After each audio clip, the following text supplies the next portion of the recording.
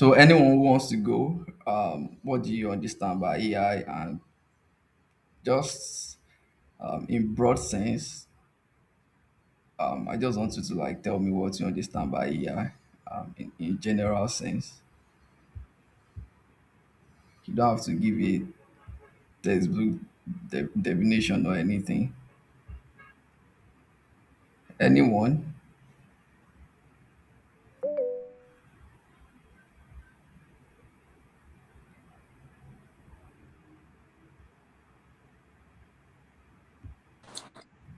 Can I go? Yeah, sure, sure. You can. Can I talk? Yeah, sure, you can. Okay, Go so ahead. um A okay. So AI meaning artificial intelligence. I think from a layman's understanding should be probably an intelligence that is not natural, that it is man made, sort of. So yes, that's what I think I understand by artificial intelligence, because the opposite of artificial is man made. Sorry, is natural. So if the intelligence is not coming from human understanding, then it is man made. So AI intelligence. Yeah, that's awesome. That's correct. Yeah, Salome, you want to say something? That's that Yeah, I that. just spoke now. I want to drop my aunt. Oh, you are the one who just spoke. Oh, it's been a while. So that's correct. So the whole point of artificial intelligence is to be able to mimic the way human brain works, right? Things that a human would normally do with his own native intelligence. Now they are trying to model it in computers. I think that's just the basic definition. But along the way, we found out that artificial intelligence are actually like outsmarting humans. So that's pretty interesting, but it is what it is, and it can't be stopped. So now that everybody are on the same page as to what AI is, I guess we can just dive into it. So here is a brief introduction about me. I'm Uthman Abdurrahman, and I work at the intersection of data analytics, artificial intelligence, capacity development, like I'm doing now, and also digital health. So you can connect with me on any of these platforms. I'm most active on LinkedIn and X, or by Uthman Abdurrahman. So this is what we are going to be covering through the course of this workshop. Going to be looking at a what's it called, a controversial topic. It's not really controversial, but people sometimes get it mixed up. That is difference between generative AI, agentic AI, and AI agents. So we are just going to be doing the distinction to know what is what exactly. And also, we are going to be looking at how to get the best quality output from generative AI, and also where automation actually fits in your work. So, how to get quality output from AI is simply prompt engineering, right? But there are also frameworks and techniques to, getting top quality from your AI, which we are going to be discussing. And also, we are also going to be touching on Claude skills. So, Claude skills are, different from the regular, Claude chart that you do. It's still on Claude chart interface. It is both on Claude chart interface and Claude code interface also. But Claude skills is just a unique feature that Claude has to be able to crush repetitive tasks using AI. And also we are going to be looking at agentic AI at work, how Claude Connectors can, help you communicate, um, across tools. That's more like interoperability of, of tools, which is agentic work in essence, right? How it is, able to communicate with other tools and get things done for you. So I reckon that most of us saw the flyer that I posted sometime during the course of the week, that I said I generated with Claude. So that was actually Claude being, connected with another tool to give me what I exactly wanted. So we'll also be touching on vibe coding, how to go from a simple idea, to an app or a website, right, without writing a single line of code. And also we are going to be talking on, monetization opportunities in AI. Um, so that's it.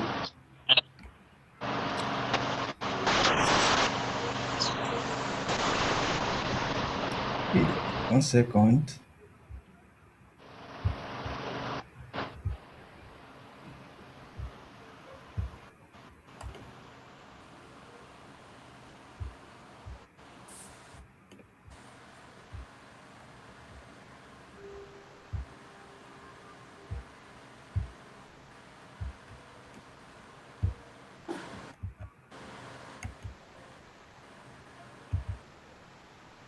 So if I expect everybody to mute their mics at this point.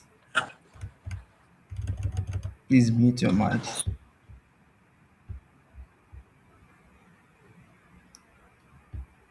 So here is more like a timeline of how, tech revolution has changed out the way we work basically over the years or over the decade or even over the centuries. It started from, the um, 1780s, where people no longer work with their muscles. You trying to carry, you are trying to like lift an heavy item, and you do not longer have to use your muscle to do that, and you can employ a machine to like do that for you. Then we have steam engines, we have trains and all of these, so you don't have to ride on a horse to get to wherever you are going, right? Then moving on to the 1880s, electricity and mass production came to be, and factories are now, rewired around grid, and we've got, electricity powering mass production basically. Then we moved to the computing and the internet era in the 1990s, where the world became more like a global village, where people are now interconnected and information becomes instant and global, right? All of these points in history have, and in essence, changed the way we live, basically, and the way we interact with work. And in the 2010s, then we had mobile phones and, you know, and cloud access, where people now have a compute in their pockets everywhere they go. And finally, um, during this whole period in the 2020s, early 2020s, of course, we've got artificial intelligence, where, judgments that used to be like the sole that used to like be like a sole ability that only human can do, becomes automatable, right? And that is to artificial intelligence, ability to be able to mimic the way human thinks in a computer, right?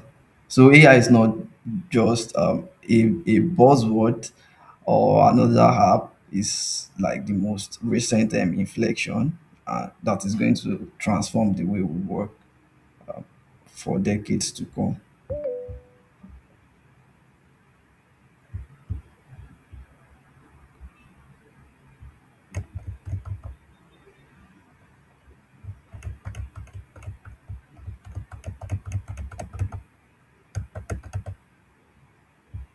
So, moving on, there is also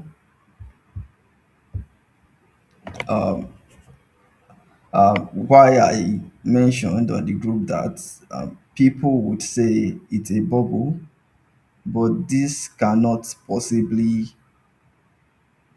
be a bubble because a whole lot of investment have gone into AI.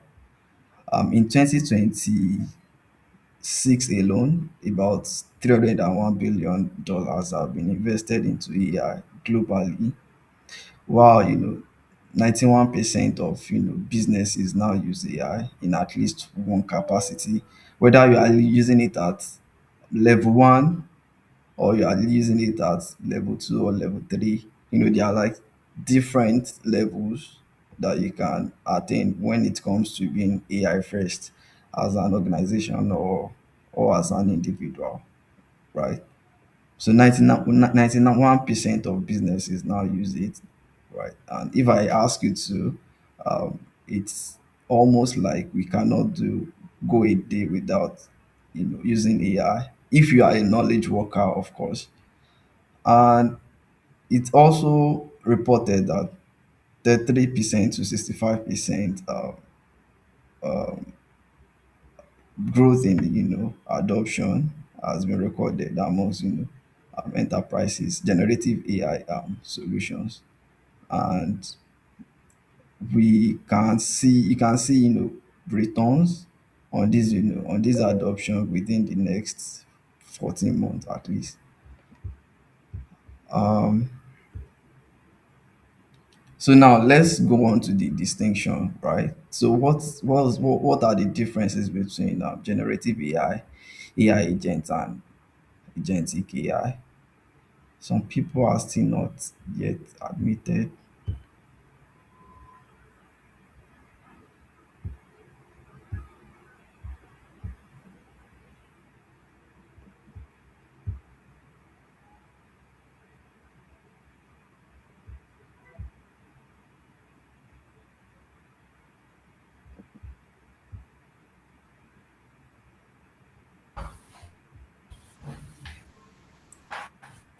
So when you say generative AI is basically you producing a content which can be multimodal, right? Gone are the days when you can only generate text, but now you can generate images, you can generate code, you can generate audio, you can generate video, you can now generate even websites and a working app from a prompt. So that's basically generative AI, right? Ability to be able to just generate a content using just chat. And you have AI agents. So AI agent is simply a tool you build to be able to look through different steps of operations on your behalf to execute a goal. And the should I say confusion that people drown themselves in is trying to like saying one is an AI agent, the other is not an AI agent. And the funny thing is, most of these generative AI now have agentic what's it called capabilities in them. You can ask Claude to book a meeting for you if you sure connected it to your calendar, right? You can ask it to drop a message for you on Slack if you connected it to your Slack channel. So that is to say, all these even generative AI are getting smarter by the day, and their capabilities are like getting stronger, right? And the third one on the spectrum is agentic AI. So you can just think of agentic as more like a spectrum, more like an adjective. It's just a matter of semantics. Uh, you can have, you know, you can have, an AI that is more agentic than the other, right? Agentic AI simply means an AI that plans and acts, uh, and calls multiple tools, multiple steps together with autonomy to reach a goal. So that's agentic AI. It's more of like semantics, and you can have one AI agent being agentic than the other, right?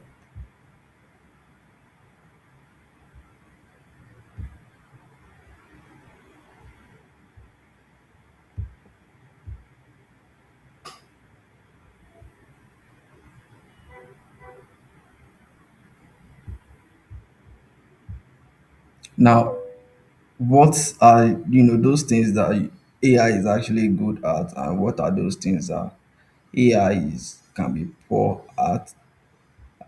First of all, AI is great at drafting and summarizing at speed, whether you are using whether you are using Claude, whether you are using Perplexity for your research, or you are using ChatGPT to write.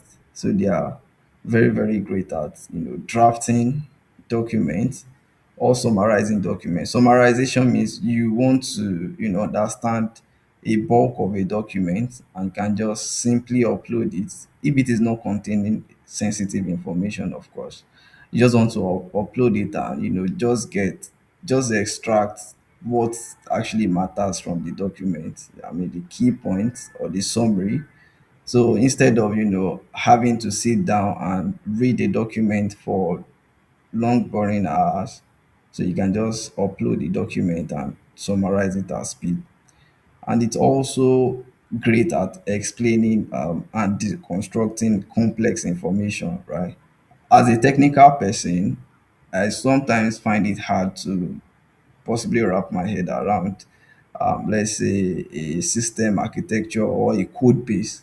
Let's take a code base for an instance, if you are a software engineer.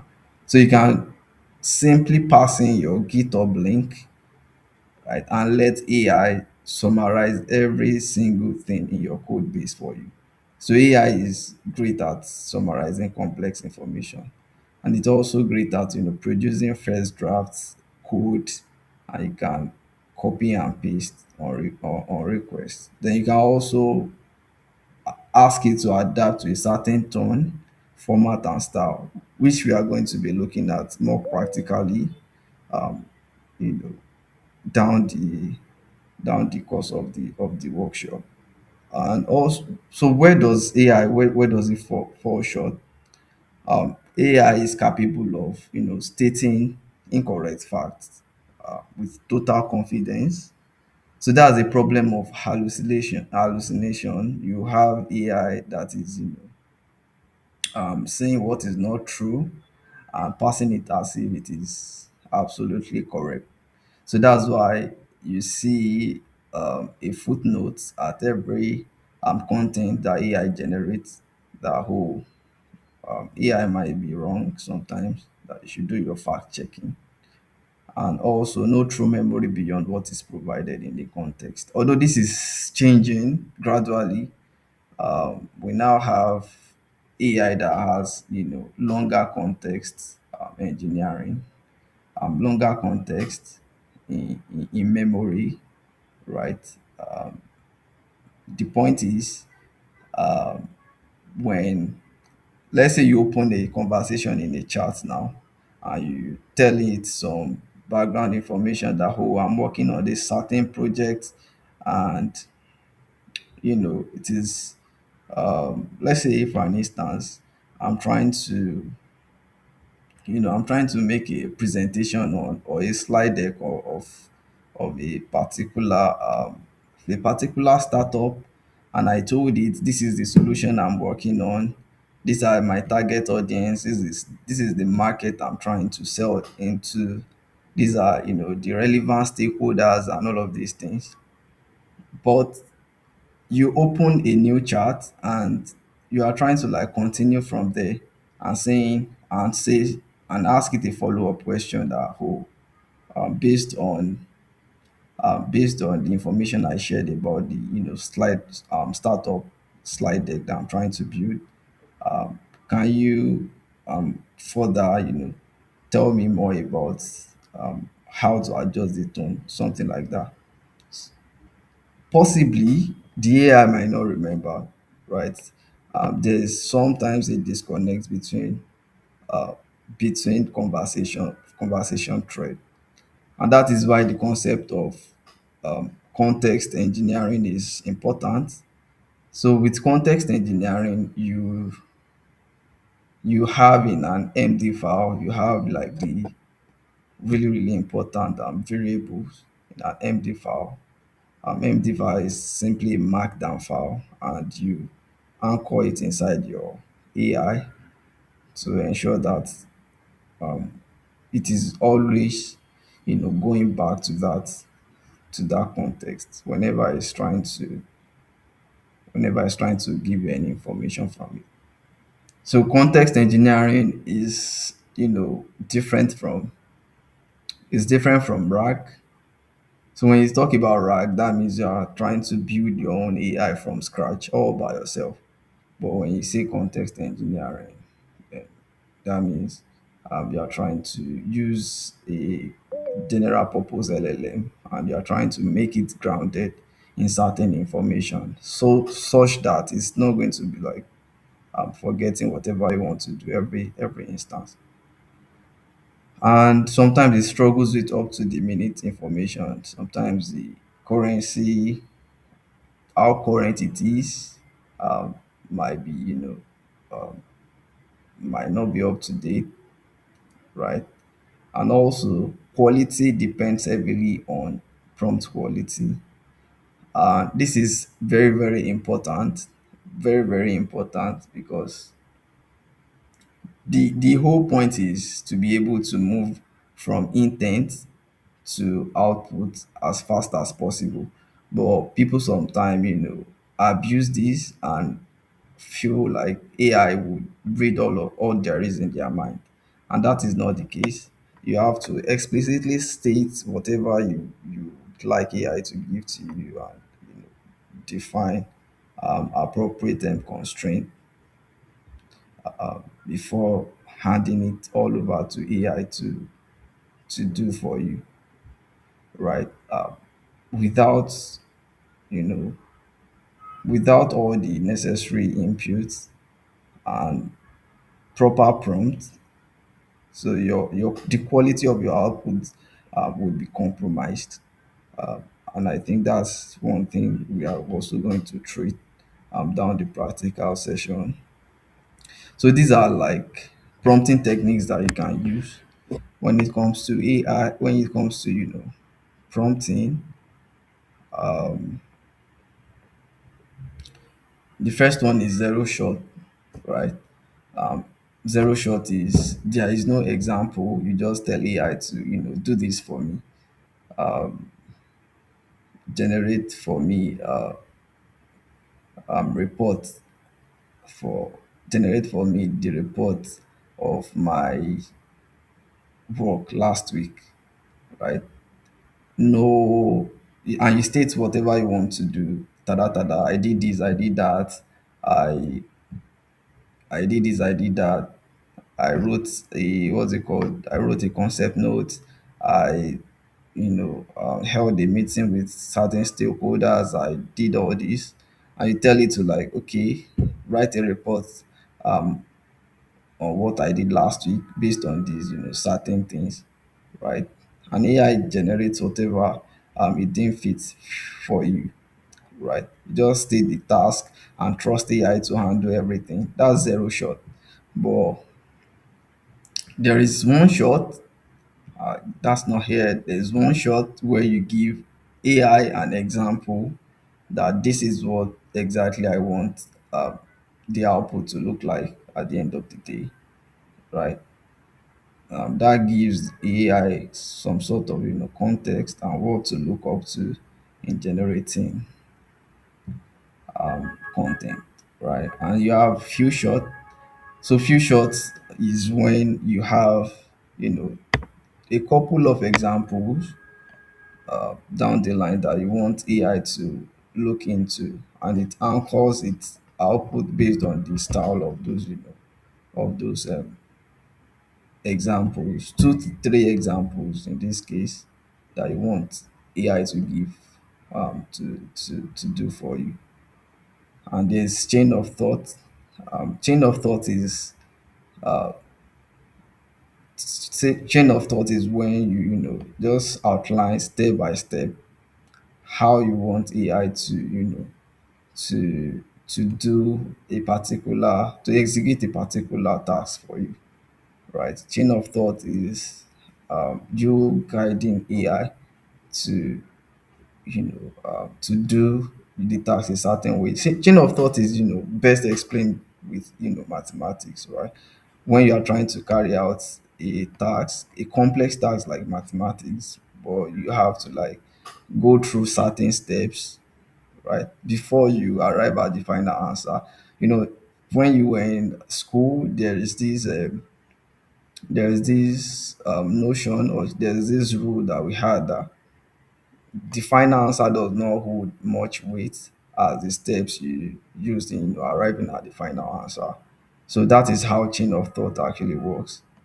You want it to, you know, go through certain steps before arriving at the final answer. Let's say you are trying to prepare a slide deck, so you can ask it to make some research from certain websites to harness factual information. Then it should arrange it in some sort of order. Then it should then create a doc. Then it should then create a slide deck. So that is how you use a chain of thought, guiding what the AI should do step by step along the way. Then there is the tree of thoughts. So tree of thought is you asking AI itself for the best approach, right? Then evaluate each, then recommend the best one. So ChatGPT does this a lot. When you ask it to execute a task, and it gives you like some number of options that this is how I can go about executing this task. Then it asks you to pick one best way in executing that task. Then role/persona is when you tell AI to act as as a professional. For instance, when I was trying to generate this slide, I asked AI add to act as a senior designer with certain level of experience, and to generate this slide deck for me, and other necessary details, of course. You want to assign a role to AI to be able to give you certain output in a certain way. Then self consistency is you just this looks much more like tree of thought, right? Asking for 3 different answers to the same question, then ask which is the most reliable. And there is 2 different ways at which you prompt. There's the basic prompt and the meta prompt. I personally I use these two in most cases, depending on the complexity of the task at hand. For instance, this basic prompt is you are just dumping your prompt into the chat as it is coming off your head, right? But meta prompt is when you are asking AI itself to give you a prompt. And this is mostly applicable when you are trying to say develop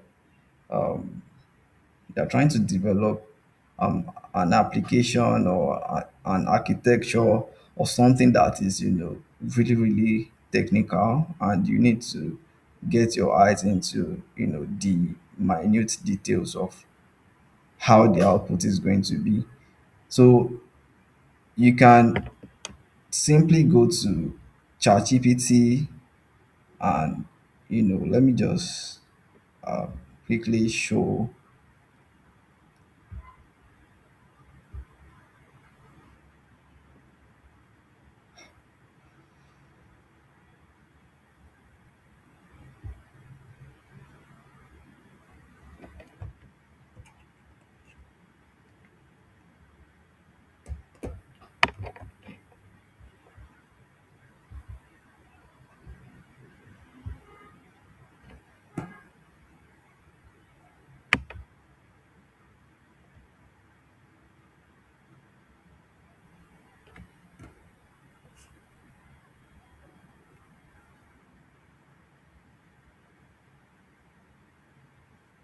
People are trying to get in.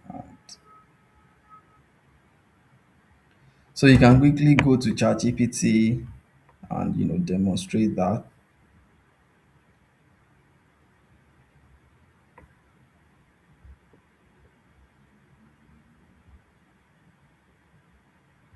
I'm trying to do that right now.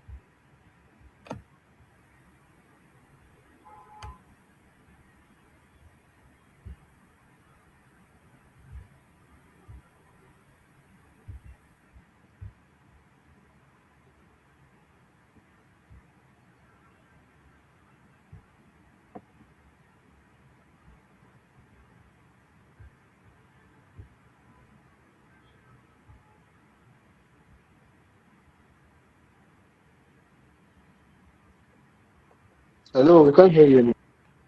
Oh, yes, I'm trying to share my screen. I want to demonstrate something outside the slide.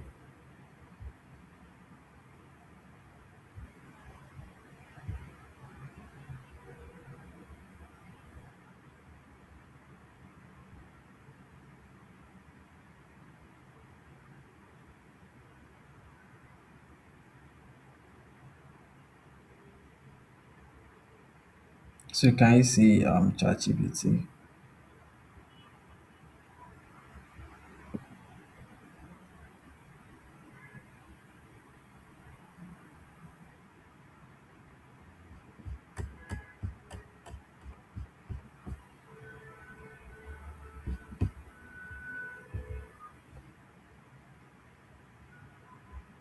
So this is an example of meta prompting. You ask AI to give you a prompt, right? You tell it, you can tell it, hi, ChatGPT. Let's say I want to develop a to-do list app in, you were all asked to create a Google Studio, AI Studio account, right? I want to develop a to-do list app, or you say I want to develop a any app, to-do list app in Google AI Studio, Google AI Studio, right? And I want you to give me a prompt or provide me a prompt I can use to get optimal output. Optimal output.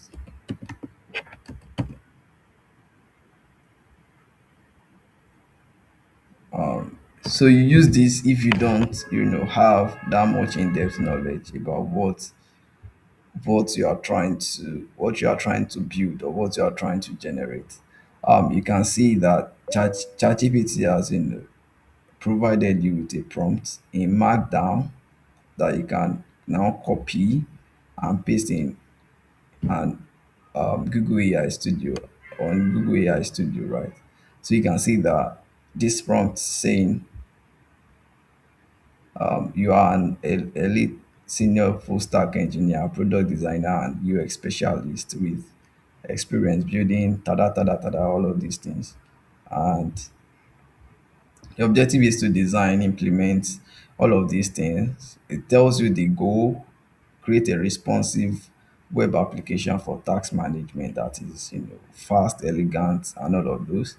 As a human, you might not be able to, if you are to like write this prompt yourself on Google AI Studio, you might not be able to remember all of these intricacies, right? From the design language to the color theme to the background to the core features and all of these things. You might not be able to remember them. So that's what meta prompting is. Basically, you prompting AI to give you a prompt.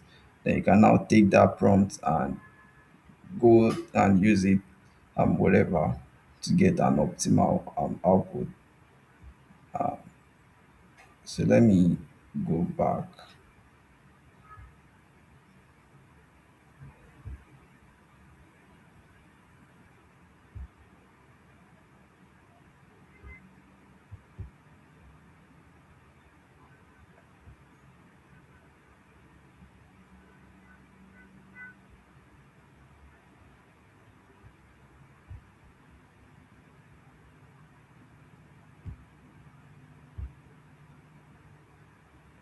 So yeah, so that's meta prompting. So you pull in a basic prompt to get meta prompting.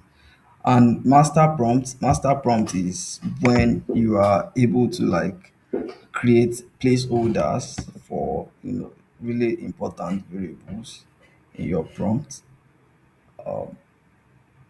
You are trying to create a slide deck for whatever project you are proposing at every point in time. So you can make a placeholder for the particular project that you can now reuse at every point, even when the project changes, or when you want the AI to assume a different role, right? You can see from here that you are a role. There's a placeholder here.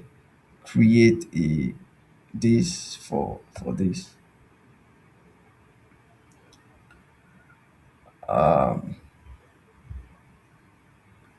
Then these are like the common frameworks you use in prompting, right? There's a tag framework, task, action, and goal. There is that is you just tell it the task at hand is create a slide deck. The goal is to present to external stakeholders. So that's tag for short. Then there is the brace framework that combines role, action, context, and example, right? You tell it to act as a researcher, you know, help research top 5 causes of maternal death, given the Nigerian context, and give it an example, right? And there's also the RISE framework. You give it a role, you assign it a role, you give it an instruction, context, constraints, and example. So constraints can be in form of, I don't want the report to be more than 2 pages, right? All of these are just to make sure you guide your AI in producing the optimal output. If you leave everything in AI, and you are going to get something you might not be, eventually be totally cool with at the end of the day. But if you guide it right, then you are bound to get an optimal result. So all of these, have their,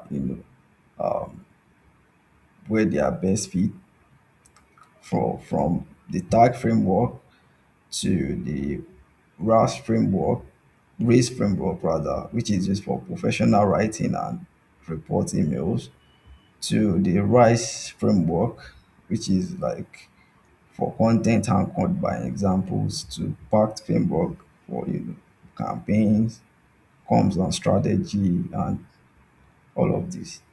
So this is going to be provided at the end of the day. And now automations, right? When you are trying to automate, there is usually, series of questions to ask when you are trying to automate. So you are going to ask, is the task, repetitive and high volume? If the answer is yes, you know you can go on and, automate. Are the rules fixed and predictable? So if there is a degree of randomness in whatever you are trying to do, you might want to ditch automation. For, let's say, there's a task like whenever somebody fills a form, they get an instant, notification that, hi, we received your response and these are the next steps. That is a great fit for automation. But in a case whereby the responses or the action is subjective, right? Maybe when somebody submits a form, say you want to there are like too many options. You want to send a response. You also want to, decline it, or you want to, instantly message the person. So if the degree of randomness is too wide, so you might just have to leave automation out of it, right? And if it requires, judgment and language variability, so you might also want to leave automation out of it. So there are two types of automations, right? We are going to be looking at, one of them practically today. There's rule-based automation that you can use tools like Zapier, Make, or, simple app script for. So here, there's usually, the trigger and the action, right? Trigger is what happens, action is what follows, right? Let's say somebody fills your Google form, you want that is a trigger, and you want them to receive an instant, confirmation email. Hi, your response is recorded, and these are the next steps. So that is the action, right? You can set that up with Zapier. You can set it up with Make. There's also N8N. There's also Go High Level. So these are like the tools, right, that are, that are mostly used for automations. And there's AI assisted automations, right, that helps you handle, some of your most mundane tasks without having to use all these connectors, all these, third party tools. You can use Claude Skills, you can use connectors in Claude to be able to handle some, basic automations that you do.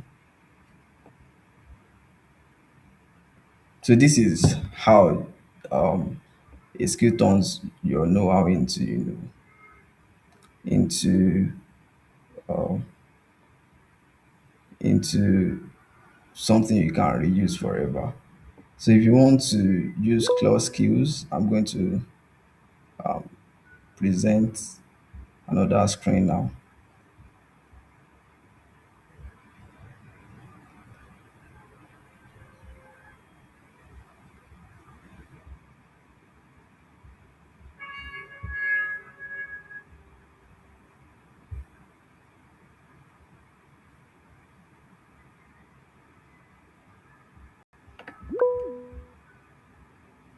Yeah, go ahead, Salome.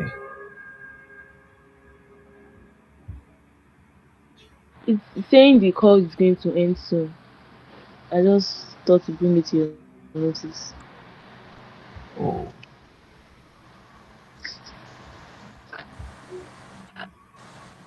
yeah, I'm probably just going to send a new link.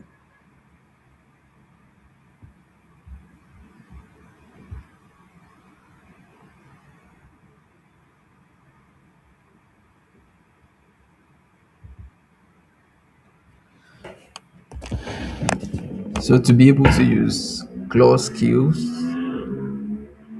can you see my Claude um, interface?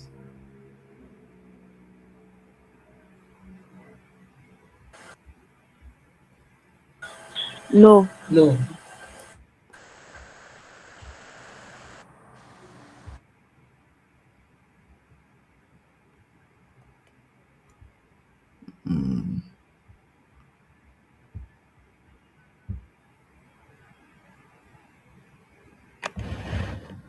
Can you see it now?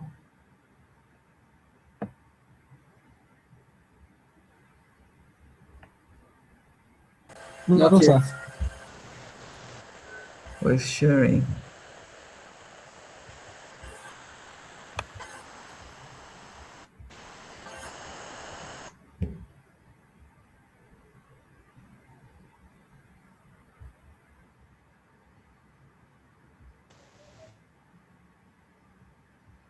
Now we can see it now.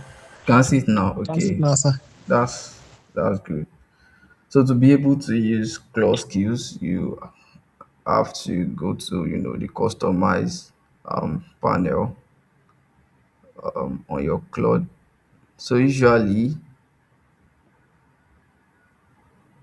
there are usually some pre-built skills right here. You are going to see connectors, plugins, memory, and all of those. So there are like two ways to using Claude Skills. If you are using not regular Claude, you can go to customize and go to the Claude skill, go to the skills section. And if you are using Claude Code, although Claude Code is not free, that means you have to check from your terminal, right? Claude Code is not free. I think it's about $17. I think that's the least subscription. So you can either use any of the existing skills or you can create your own skill, right? Let's say for an instance you want to like create your own skills, you can also like upload a skill, right? You can create your own skill and package it. So let's say I want to like create my own skill. So when I click on create, it's going to ask me, let's create a skill together. And we can at the end of the day package it and use it for whatever we want to do and upload it. So by default it comes up with this prompt that let's create a skill together using skill creators. Skill first ask what the skill should do. So for me, I want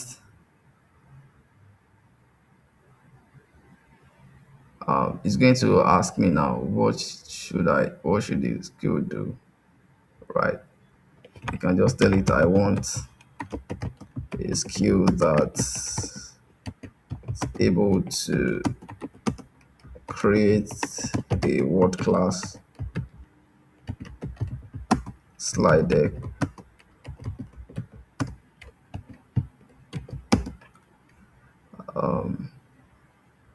like that. So I have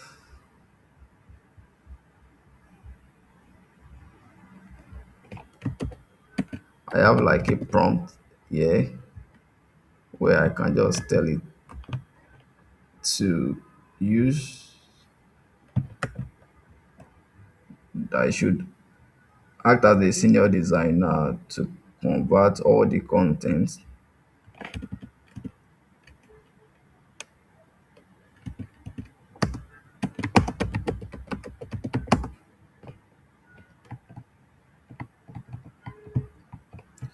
So into a high quality professional, professionally designed PowerPoint presentation, right?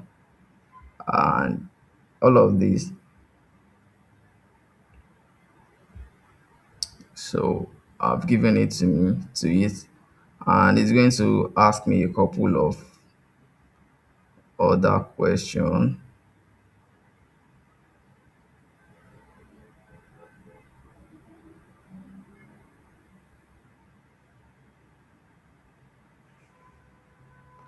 So it's asking me what organization, because in the prompt I gave to it, I tell it to like tailor it to my particular organization brand guidelines. So brand guidelines are usually colors and themes, right? And I tell it to, yeah, sure, she use Rubicon's brand guideline, which is usually purple themed, and the trigger should be, you know, slide, create slide. So the trigger is usually the name of your skill.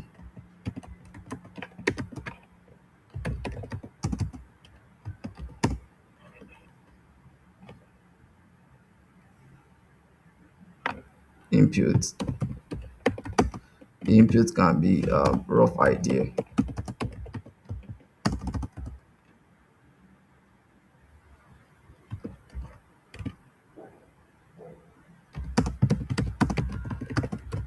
No need for test cases.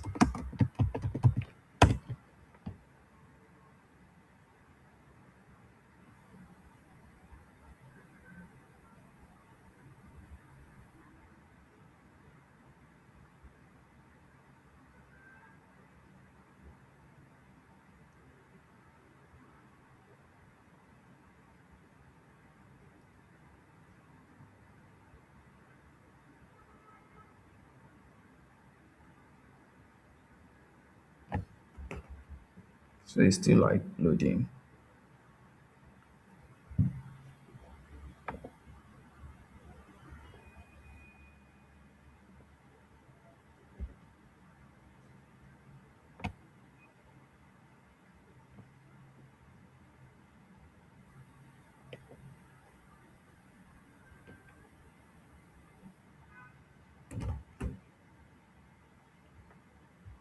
So these are just follow-up questions. So then you tell it to package the skill. And when it packages the skill, you can now, upload it. The call will end in a minute. Oh. Oh, let me create a new link.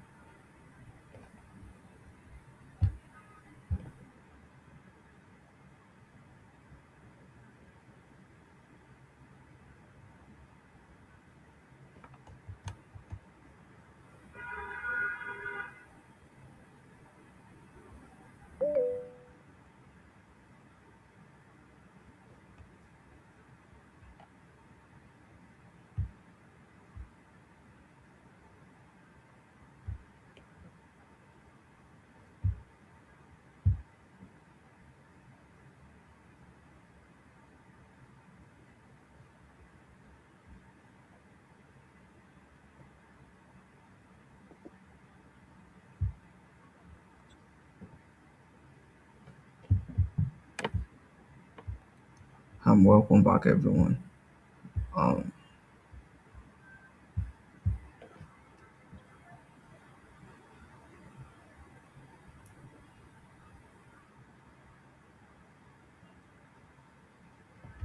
Trying to admit everyone.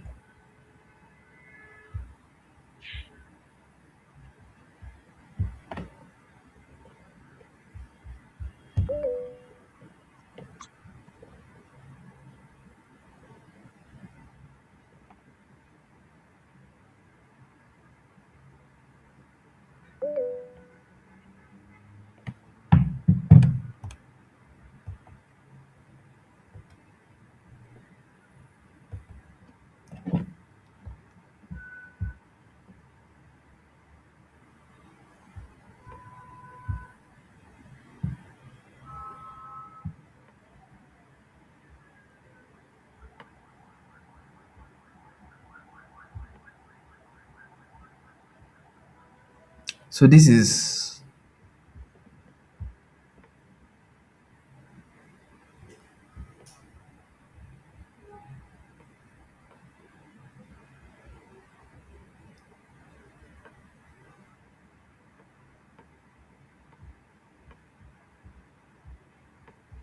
this is the skill, and you can now save this skill and just press download.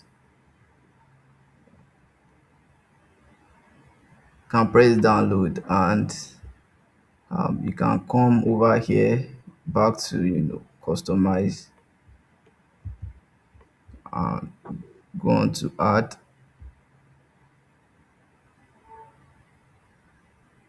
and upload.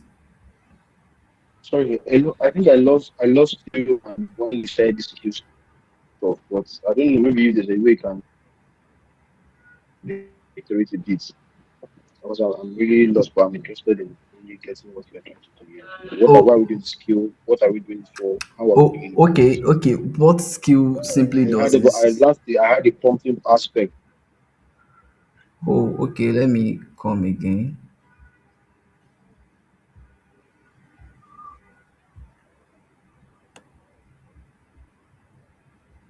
So what skill does is like it's a reusable prompt that allows you to automate your output whenever you need to get things done.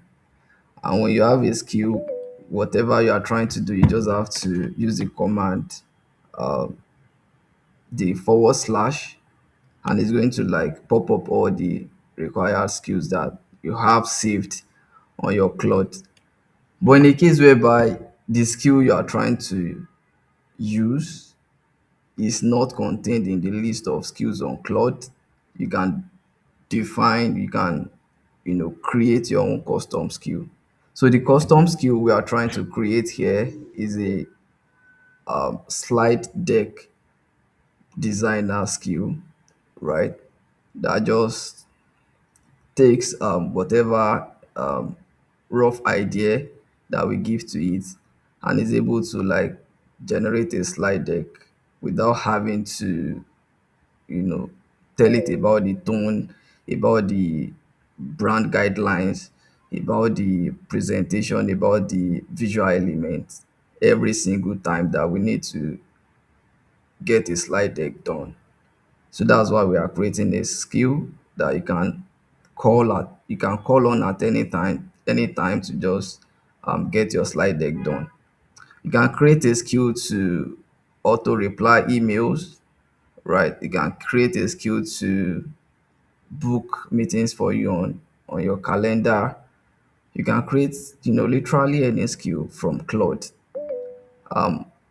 If it is not existing, if it is not non-existent yet, this is how you create it, right? So, and how did I do that? I went to custom. I went to, since this is like a fresh account, the only skills I've got here are money skill creator. So like I don't need any of these. So I wanted to create my own. So I went to add, then I went to create with Claude. So when you press create with Claude, you are going to have a prompt, right? A prompt here. Let's create a skill together using your skill creator skill. First, ask me what the skill should do. So when you click on this, then it asks you a series of questions. What exactly do you want the skill to be doing for you at every instant you call it? Do you want it to be creating slide deck, or you want it to be booking booking a meeting for you, or you want it to be sending an email on Slack for you, or you want it to be designing a flyer for you, right? That is going to be consistent across board, right? That is going to be consistent with your brand guidelines and every other thing.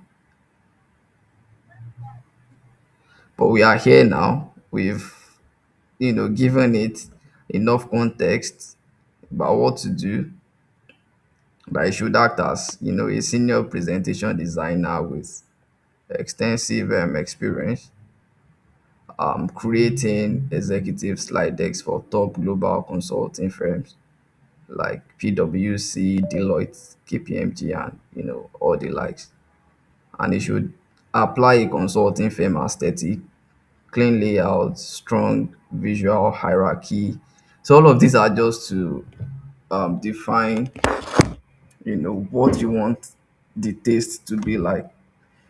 And after doing that, then you tell it to package your skill. When it packages your skill, then you can download it. You can download it as .md file. So when you download it as .md file, then you can now come to this customize and go to add. So when you go to add, then you can upload that skill that you just created. I'm just going to click on upload.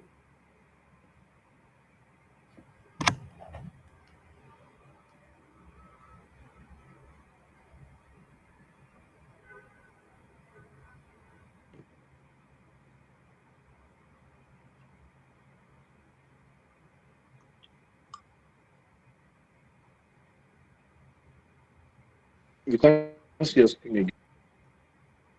You can see my screen. You can't see your screen. Um, I think it's going to come up. Just exercise on patience. What I do basically is to click on upload. By default, after saying package my skill, after letting it package my skill, and when I download it, it goes straight to download on my local computer. Then you can now upload it from that customize button and upload the skill, right? It is currently uploading. I guess that's because it is still uploading.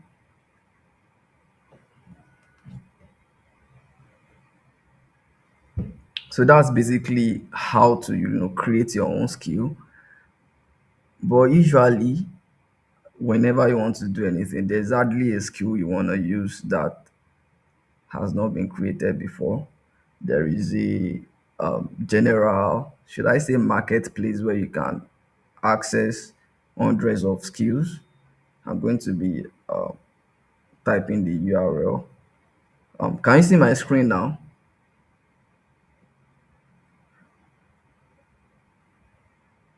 Hello, can you see my screen?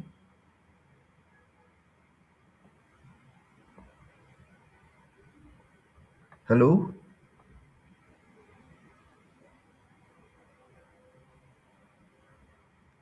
hello. Okay, I think this.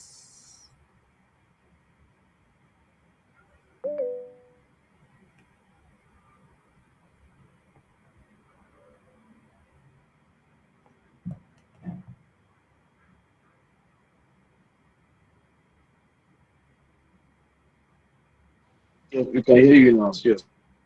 Yeah, can you see my screen?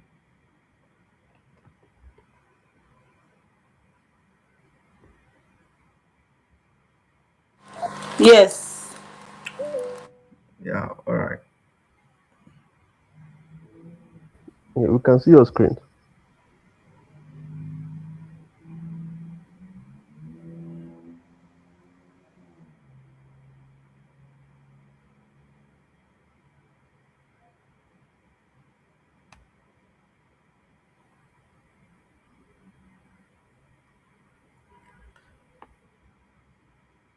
So this is the skill.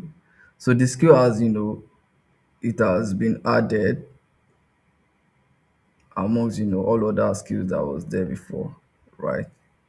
You can see Rubicon Consulting there, right? You can just cancel it. So whenever I want to call on the skill, I can use forward slash, right? And it's going to, like, as you can see, it's going to pop up all the skills that I had saved, right? And you can see the highlight of all the skills, right? For this morning skill, you can see it is to render the user's morning brief as a styled HTML artifact. This custom skill I just created is to turn rough content notes or raw idea into a boardroom ready PowerPoint deck, right? And this skill creator is to actually create a new skill. So I'm just going to, like, use this, and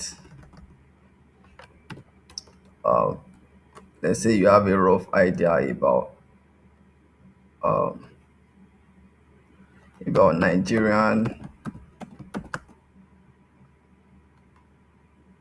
what's coming to my head, Nigerian startup ecosystem.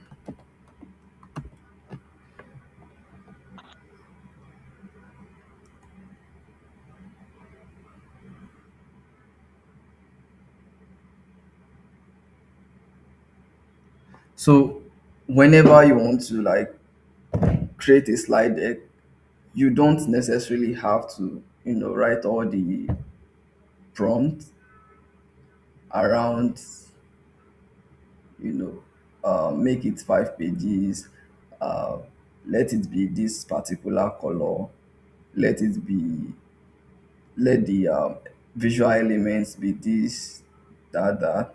So it already mastered how you create your slide deck. So whenever you want to use the skill, you can just use forward slash, the name of the skill, it and give it the rough idea you want it to work on, and it does the crunching for you. And let me state this: skills goes beyond just creation of slide deck. There is a general marketplace where you can actually download multiple skills on your Claude, which is skills.sh. I'm just going to type it here. But this is still loading. If you go to skills.sh,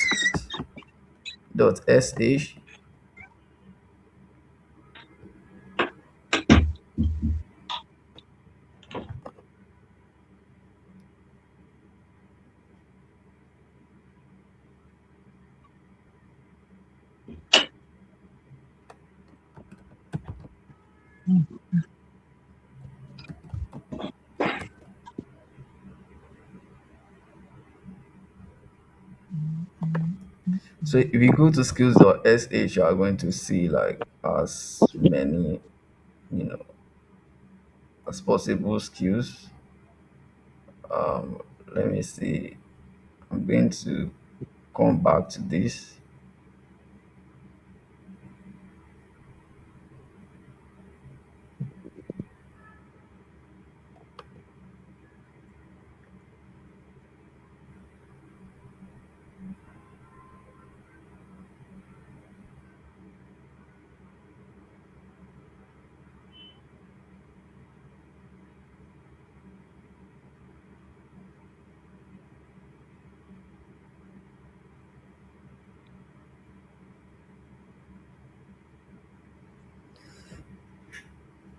So this is, like, skills marketplace. There are over 1 million skills that you can, you know, download and install on your Claude, right?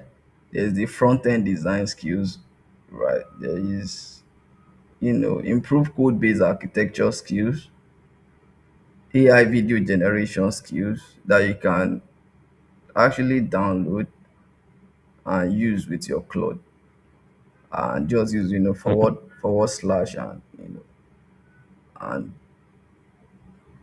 and use with your Claude. Um,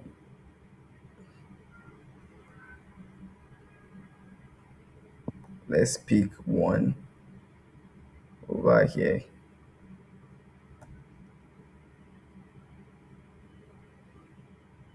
We don't have a lot of technical folks on the call. I would have said we should, pick this improve code based architecture. Um, let's look at these web design guidelines.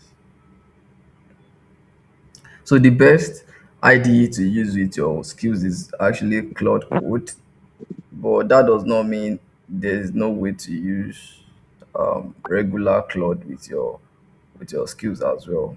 You can as well use regular, what's it called, regular Claude.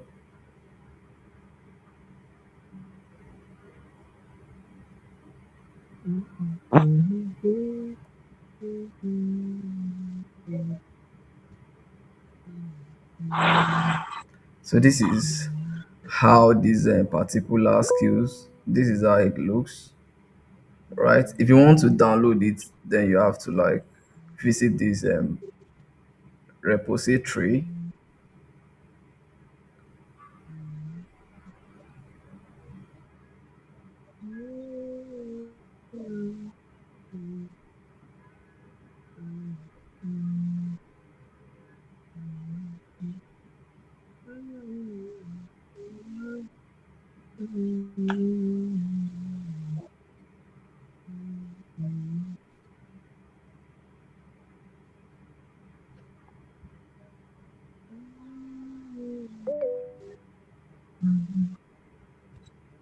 Well, look, please mute your mic. Oh, let me share my screen. Let's see if this is done, right? So the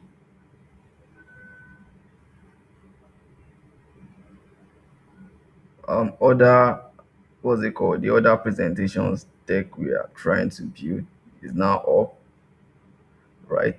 As you can see,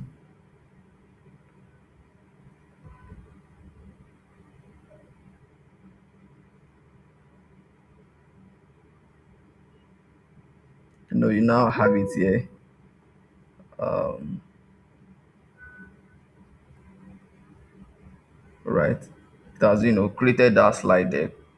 And we if don't forget, we try to lock in the brand theme and every other thing inside, right? So even from the rough idea, it was able to like build, you know a whole slide deck with one line, by just, forward slash the skill name and whatever you wanted to build, whatever you want to build. And this is like a nine paged slide deck, where that is consistent with the brand theme. So that's the beauty of, skills. And even if you want to like do another one, you can just simply press forward slash and do that. So say, you have like an existing skill that you are like you found out on the skills marketplace. You can go on to skills.sh, download it, go to the GitHub repo, then, download it. And some people are trying to, yeah, go on. Zaytun. Go on, Zay. I want to say something. Okay, can you hear me? Yeah, I can hear you. Hi. Okay. I wanted to ask, at the moment, are you using like a paid account or a free account to do this right now? Yeah, it's a free tier. It's a free tier. Okay. And I also wanted to ask if it's possible for you to like share your slides after and just like some example prompts so that we can always have something to reference after this, like if we want to practice. Yeah, I'll do that. There is a drive. Alright. There's a drive I created. I'm going to like upload all the relevant resources in there and share the link. Okay, and finally, I wanted to ask. Sorry, I wanted to ask. This skills. You said mention skills HQ. You just go and download it. It's not something that you purchase, or are there like variations like that? No, no, no, no, no. So that we just They like are know. they are all free Okay, it's on not the something you download. marketplace. Oh, that's interesting. That's very interesting. Thank you so much. All right. Yeah, you're welcome.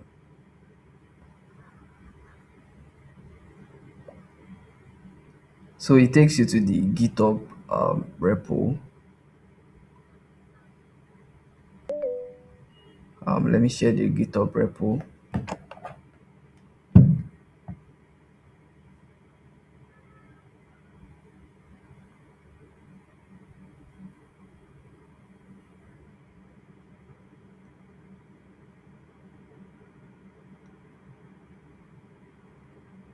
So from this, this dark marketplace, I don't want to say dark screen, dark marketplace.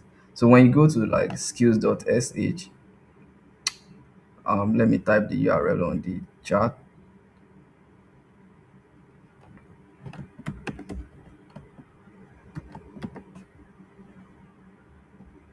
Oh, skills.sh, sir, skills.sh. I just shared it on it. So there are like millions of skills on there that you can download to use for your task, from web design skills to graphic design to code base review to architecture design and all of those things. So when you go there, it leads you to a GitHub repository. Let me present the repo.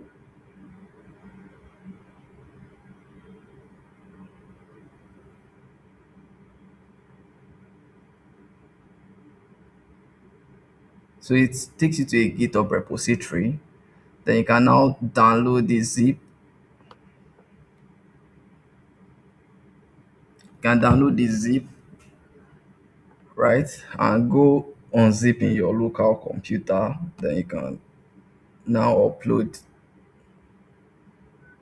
you can now upload the skills, right? Basically. And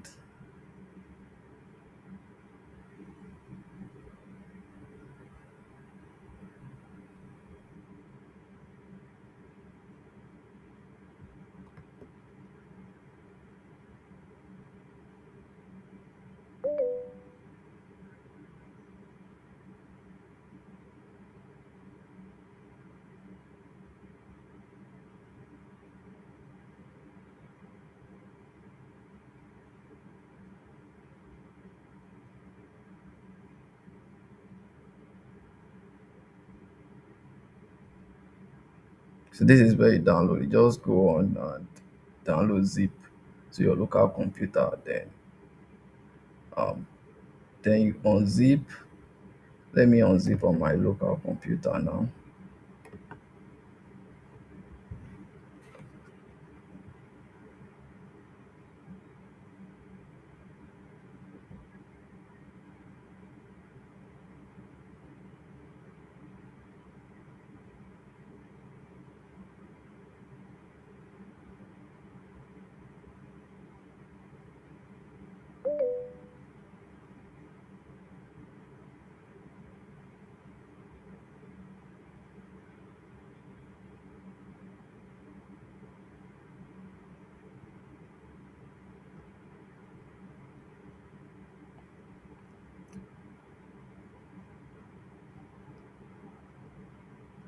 You know what? Let me.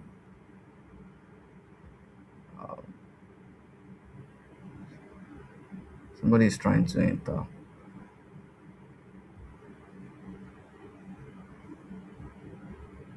Let me share my entire screen.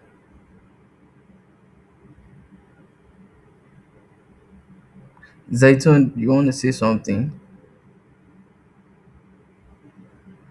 You can see my entire screen now. So you can simply, unzip over here. Um, by unzipping, you should have, you just unzip, right? Just unzip. You should have this, right? Um, you should have, all these skills over here. So you have deploy to Vercel, React based practices, React View transition, writing guidelines. So that's a skill too, right? Uh, Web design guidelines, Vercel optimization. All of these are like pretty technical skills, right? If you were using Claude Code, the skills index should be more than this. So let's compress this particular writing guideline to a zip file. So writing guideline, then I can go on to my Claude.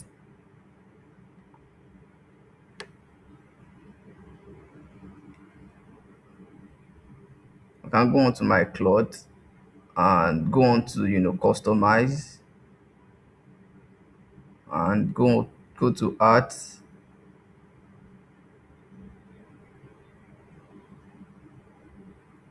and go to upload a skill.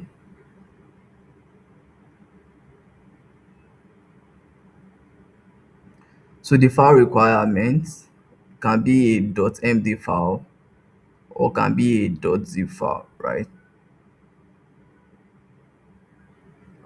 So I can just go on upload and fetch the .zip file, the one we got from the internet, from the website.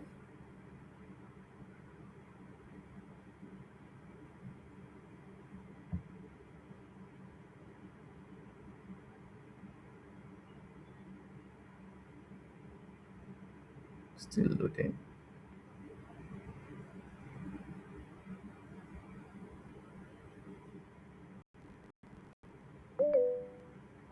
So you just go on to the directory where you of course saved the skills.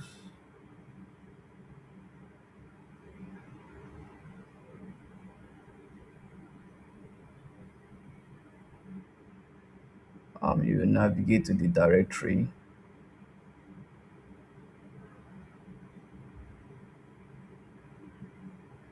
and you can, you know there a lot of skills. There are like XLSX um skill. There is front end design. There's canvas design. So let's say I picked front end design for an instance. Now this is just for an example, right? Depending on whatever you want to do, you can use a data analysis skills on the marketplace. Just choose what's best, suited for the work at hand. And don't forget, you can also customize your own skill. Let's say it's a quantitative researcher. You have to do is to customize it and tailor it to your workflow.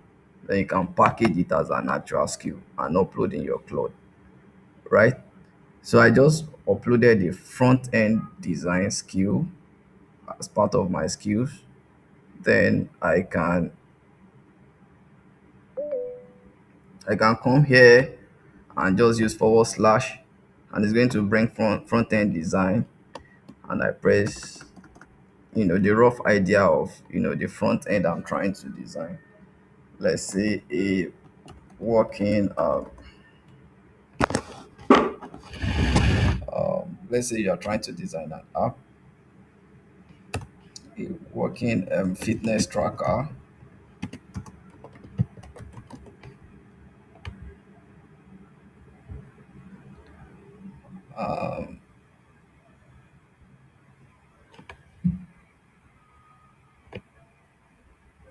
So the essence of skill is just to lock in, you know, series We of. can't see your screen.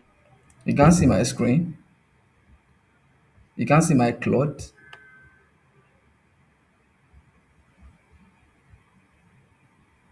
Yeah, we can't see this. I don't know if that's me, if it's me alone, but I can't see the screen.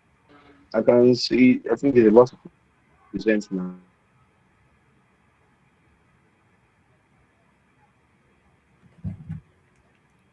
Yes, I can see it now.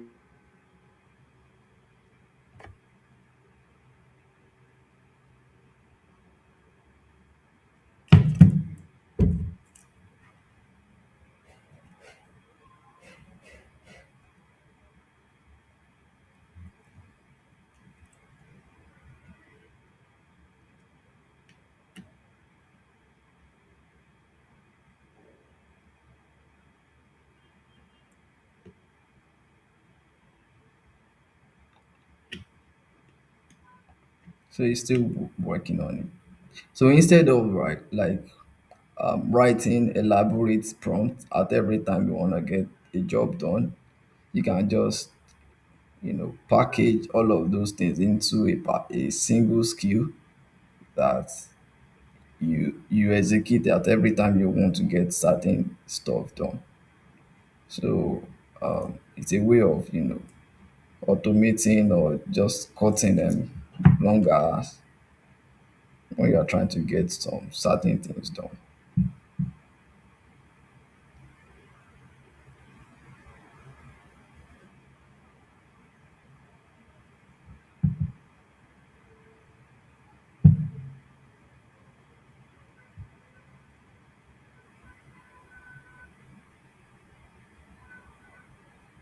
So it's still working on it.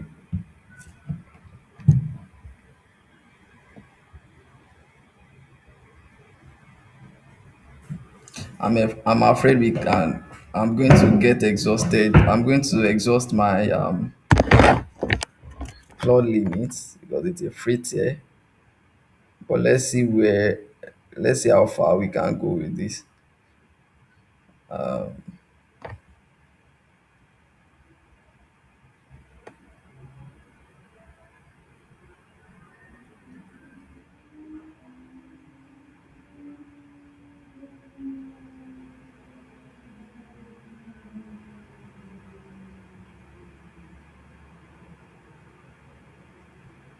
Still loading, by the way.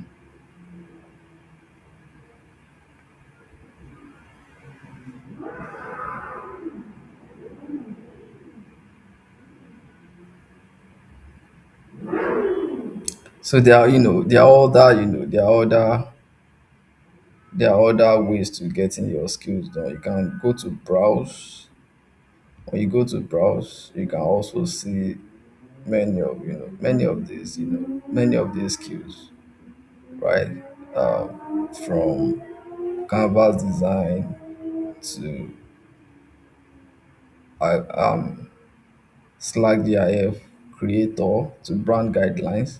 So these are the reason why you've been seeing some job cuts.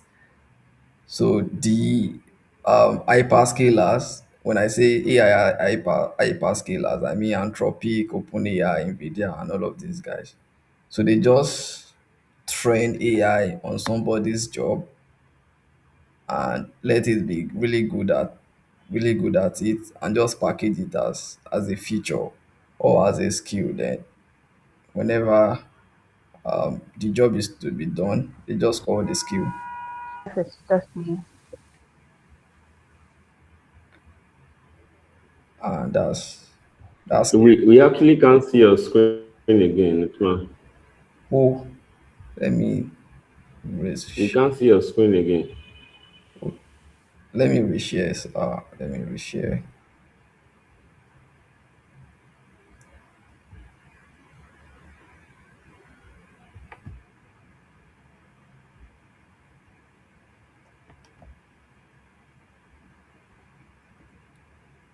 Well, can you see it now?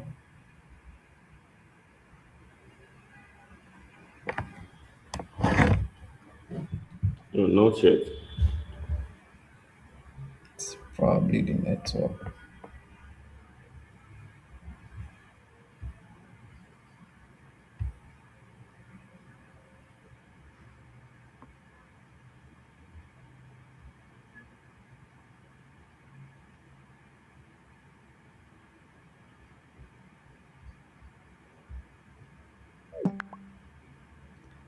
Oops.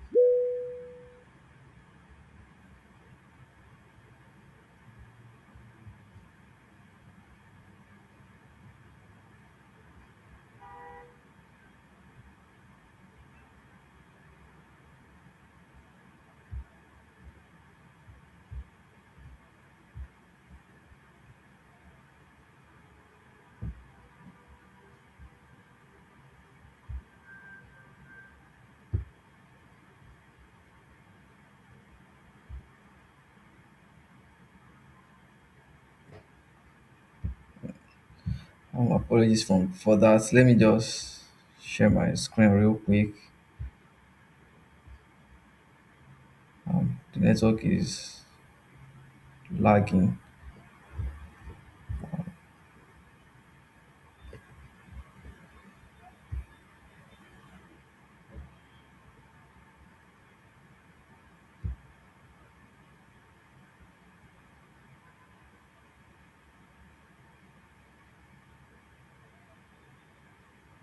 Can you see my screen?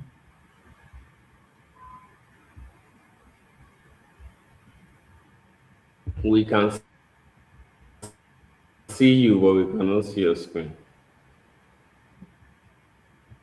Oh, I that's. guess it's network. Let me turn off my video. I think that should free up the network.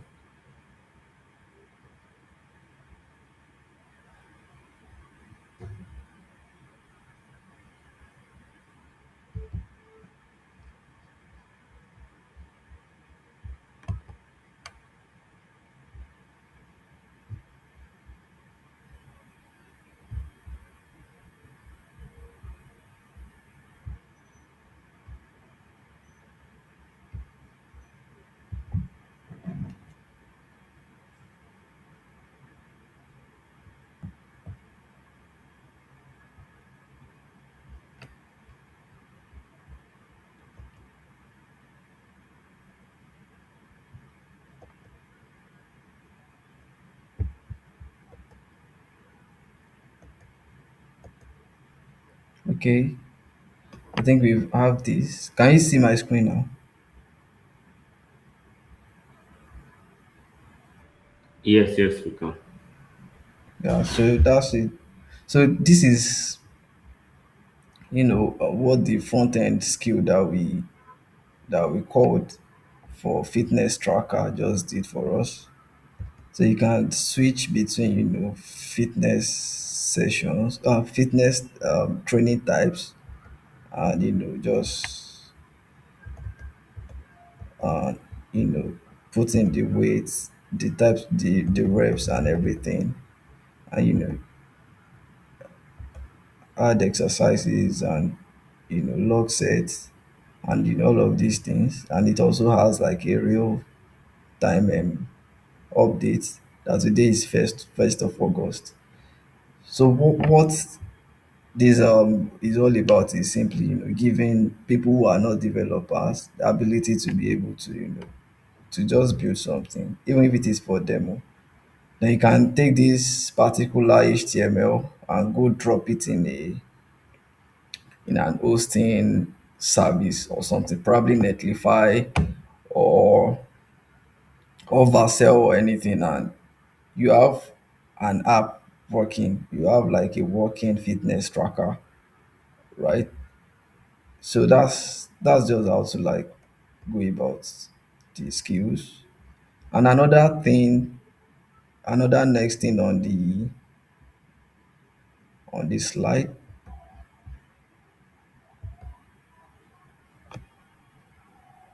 is what's it called? Is agentic AI. So we are going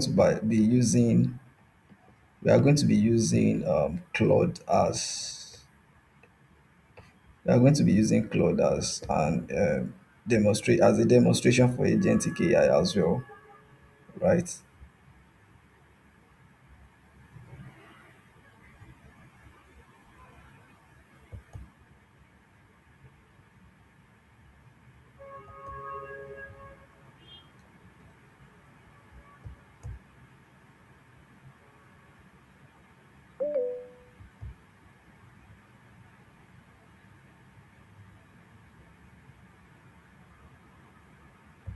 So you go to customize also. You can go to customize. You can see my screen, right?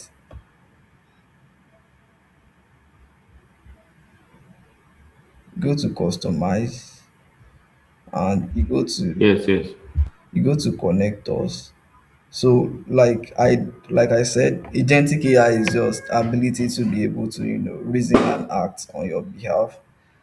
Most times it requires multi-step and you know multi-steps reasoning and interoperability of tools, right? For an instance, you can connect your Claude to your Gmail, to your Google Drive, although there are like security concerns when it comes to agentic AI, right? Because you are giving it access to your, some private tools and private data. But the whole point is for it to be able to do stuff on your behalf. And if it's going to do that, you have to, of course, give it access to the important quarters, right? So I can simply connect Claude. I can connect it to, I can browse connectors and just connect it to,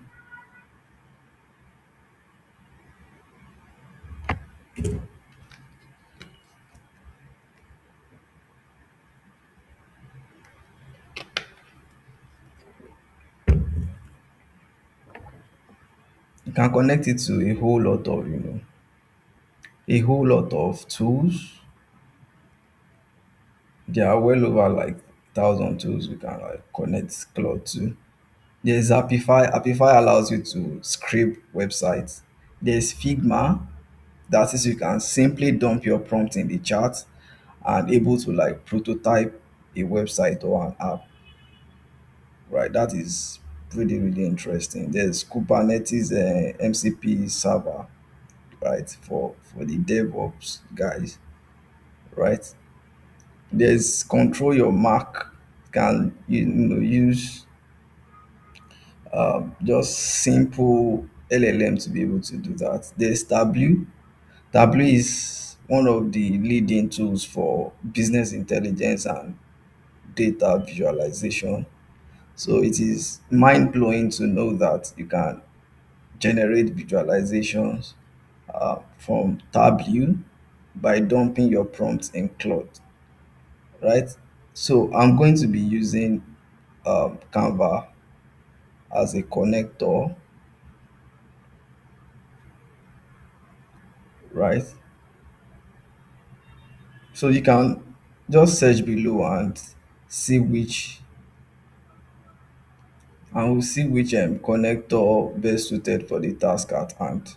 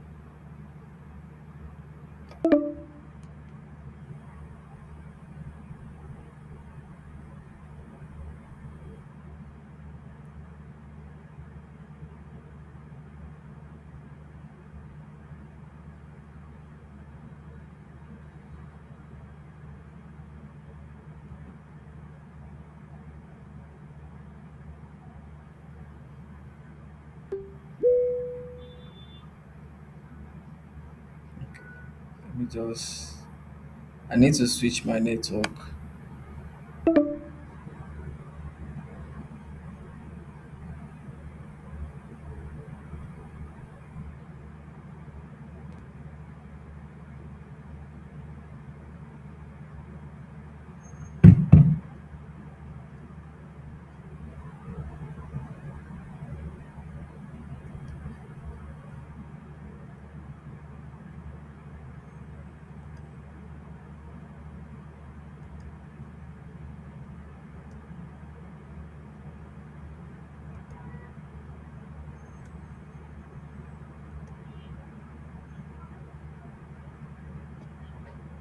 So you can use this connector. This is still loading. I try to switch my network. Hopefully it's much better this time.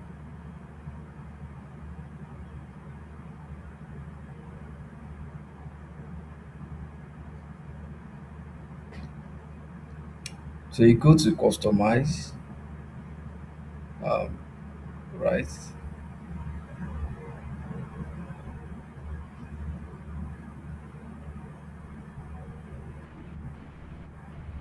We can't see your screen. Maybe it's network. Oh, I just switched my network. It's probably network.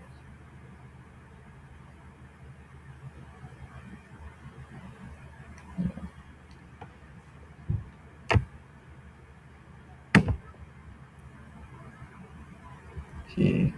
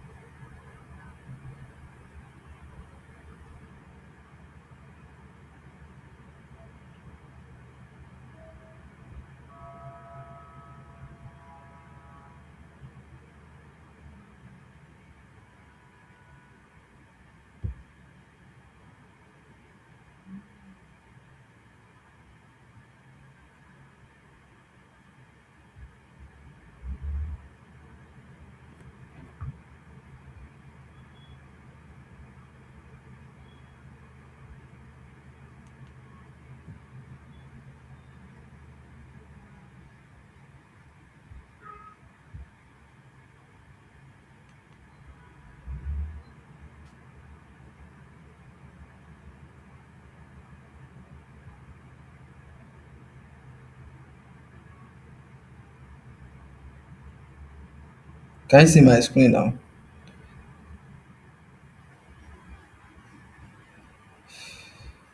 Yes, yes.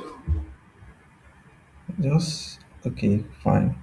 Then you go to connectors.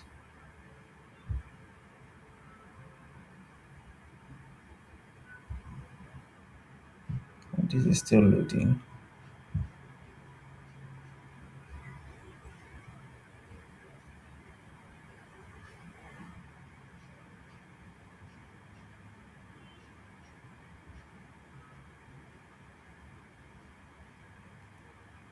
So you can browse connectors, and let's say I'm looking for Canva for instance.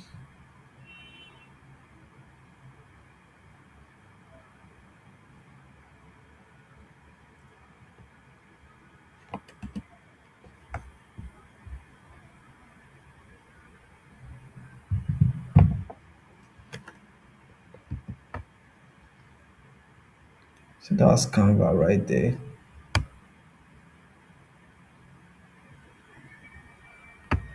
So when I click on it and connect, it's going to require some authentication, right? It's going to require I authenticate it with my Gmail. You can also connect with your email. You can connect Claude with like literally majority of the tools that you use day in day out. You can connect it with your Word. You can connect it with your spreadsheet. You can connect it with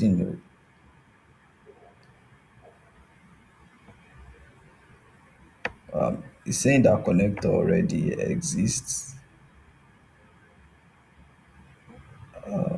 A server with the URL already exists. So if your own doesn't exist yet, you might have to do that. So continue with Google.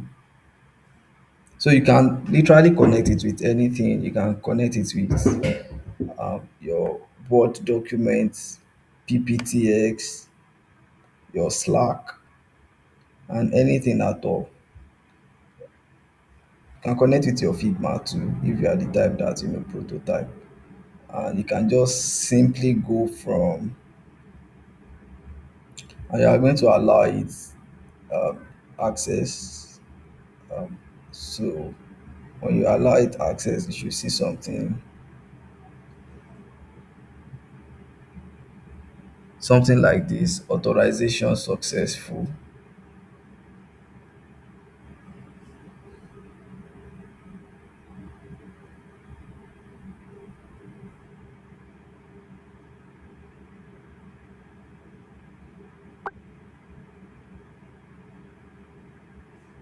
And after doing that,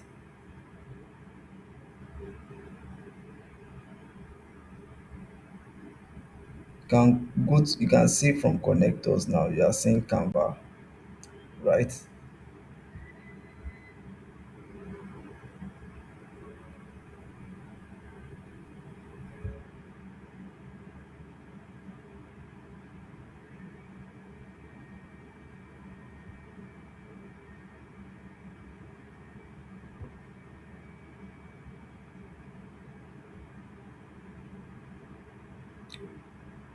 So can you still see my screen?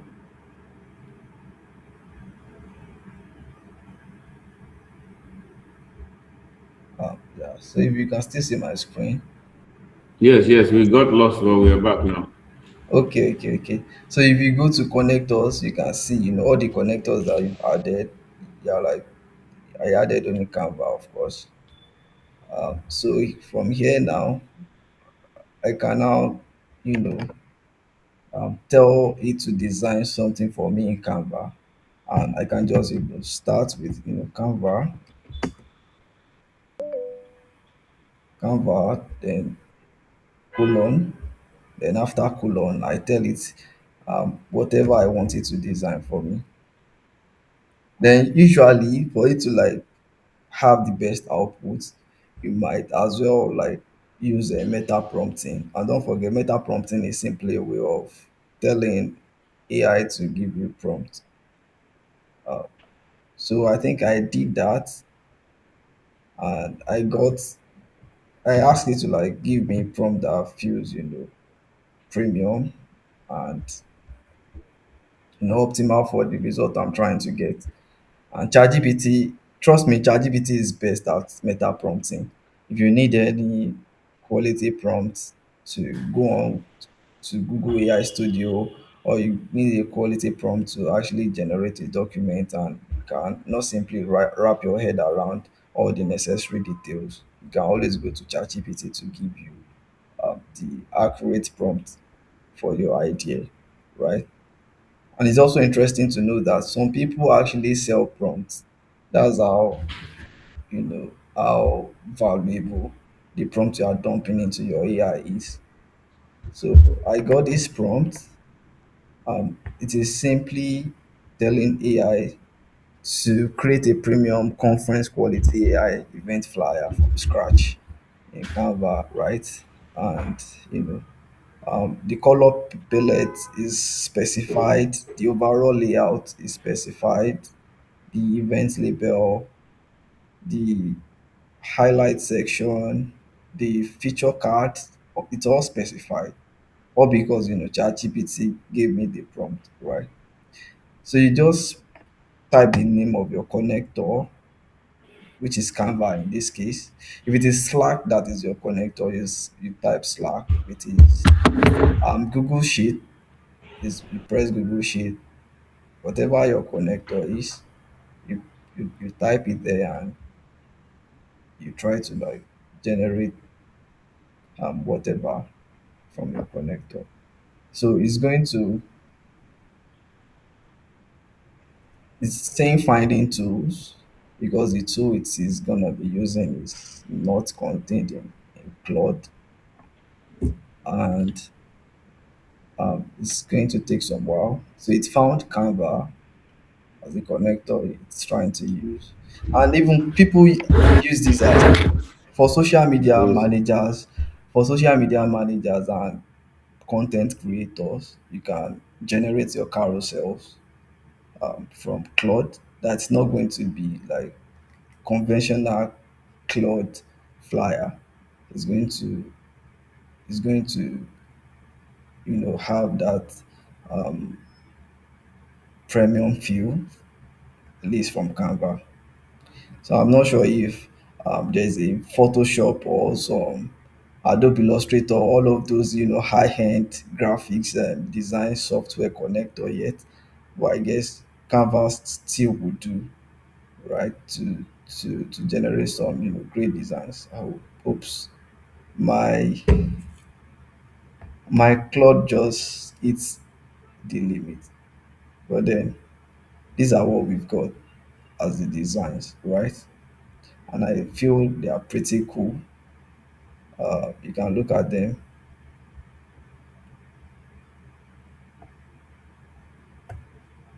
and if you want to like edit anything, you can open in Canva, right?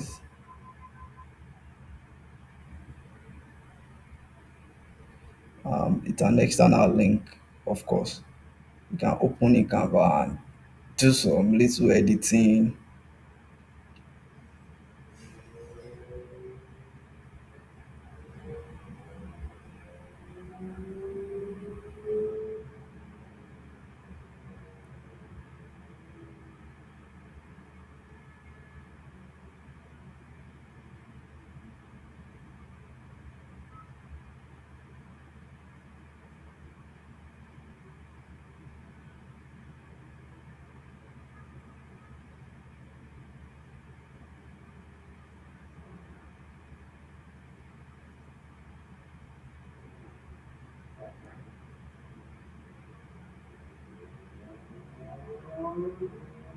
So these are all of the designs, right?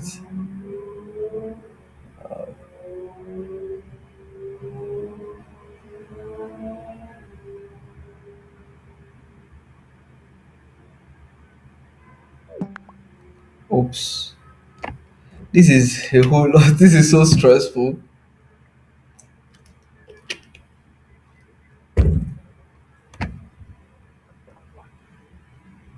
What went wrong?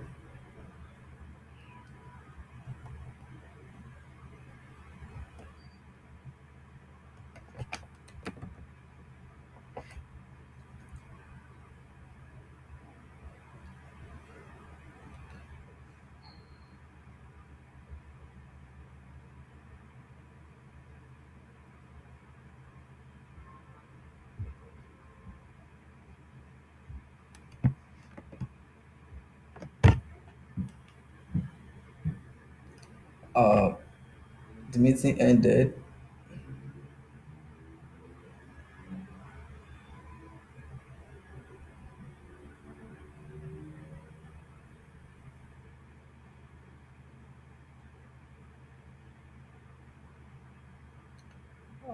Damn. The meeting ended. Uh,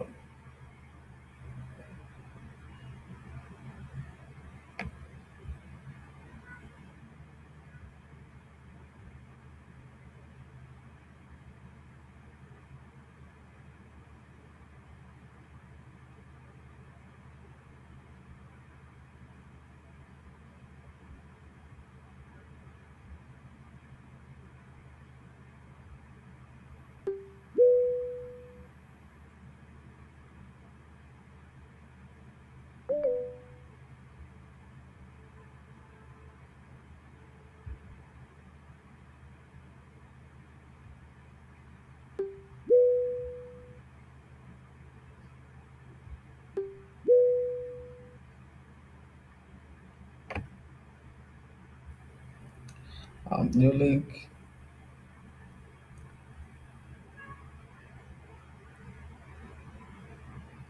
Um,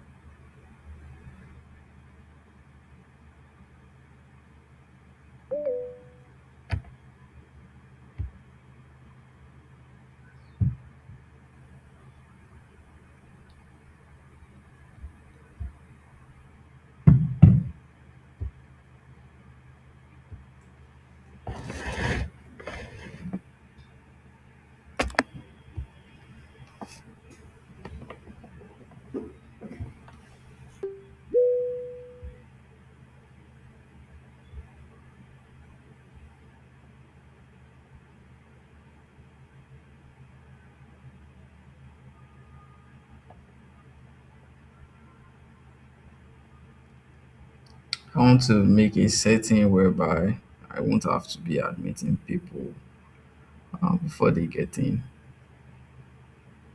That thing is stressful.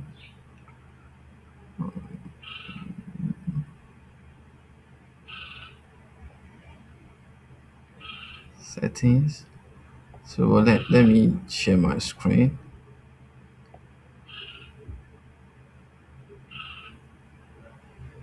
So yeah, this is what we've got. This is what we've got as the as the connector.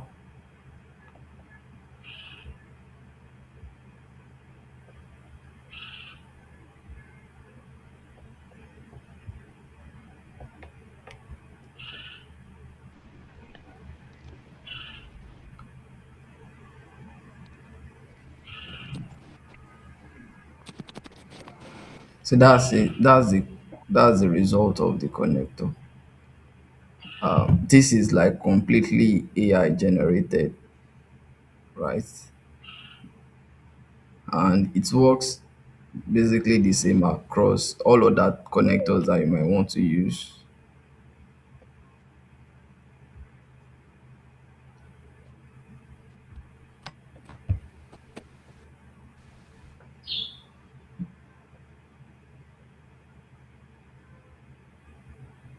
It is another.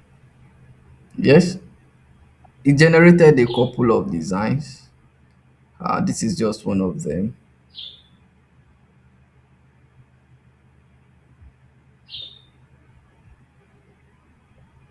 This is just one of them, and you can Check it out. Okay. see them over here. Let me share the proper.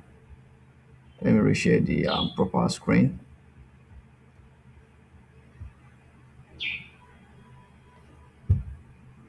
So yeah, you can see that there are a couple of designs it generated for us,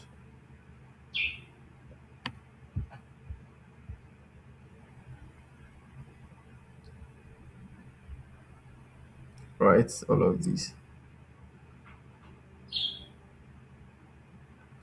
Right. This is the fitness tracker we created using the front end skills. This is the design we generated using the Canva connector, right? So that is to say, if you are an accountant or if you are a researcher or a work that is, not quite conventional to just generating of ordinary text, or you are a data analyst, you can simply connect your Claude to that tool that you use. Of course, you have to confirm the availability on the list of connectors first. Say Tableau for an instance, you have to confirm that Tableau is available. Then you can simply connect your Claude to Tableau, and with the help of simple text or prompt, you can generate visualizations, you can analyze data, you can test hypotheses, and all of those. Um,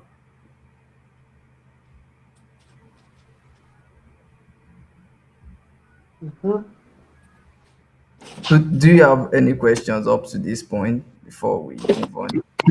Does anybody have any question? Like any question at all? Any observation, comments, suggestions, anything?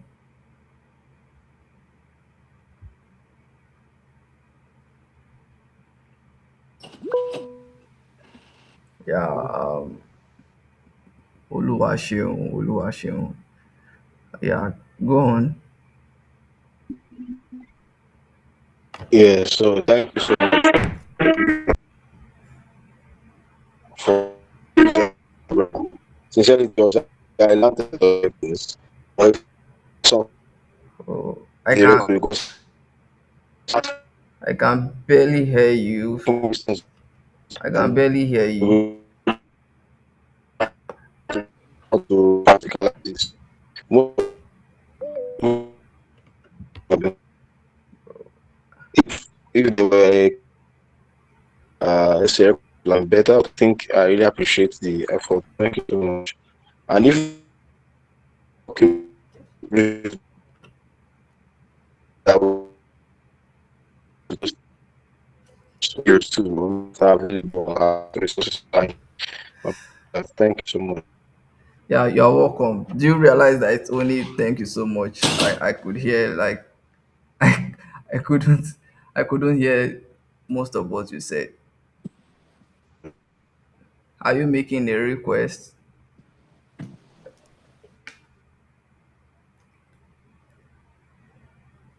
Hear me?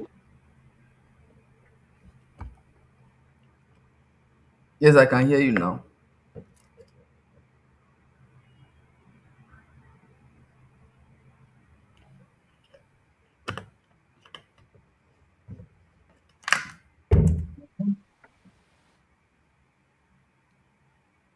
Sorry, you couldn't hear me before.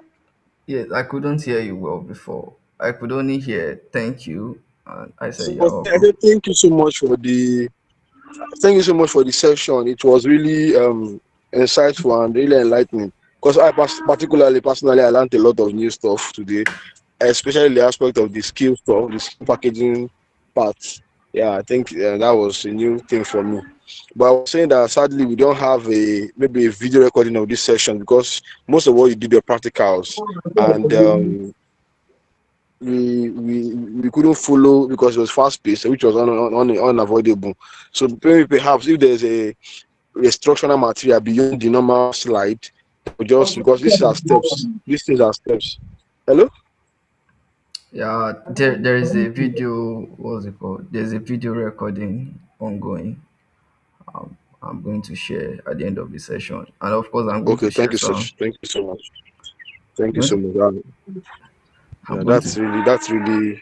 that's really helpful. Thank you so much. But it's really a great one. Thank you. I really appreciate it. Our guy Usman. Thank you so much. Oh, yeah. Oh, please. Okay, thank you. You're welcome. Okay. Abdul Salam wants to say something.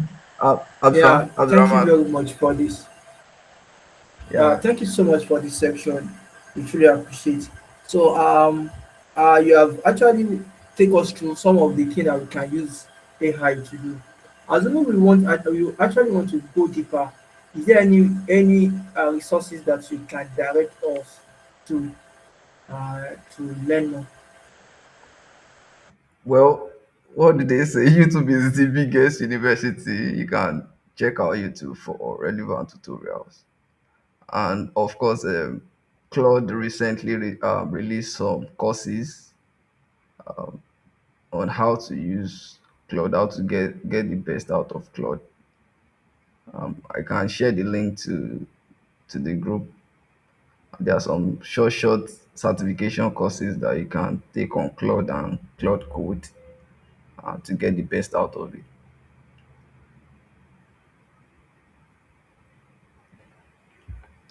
So,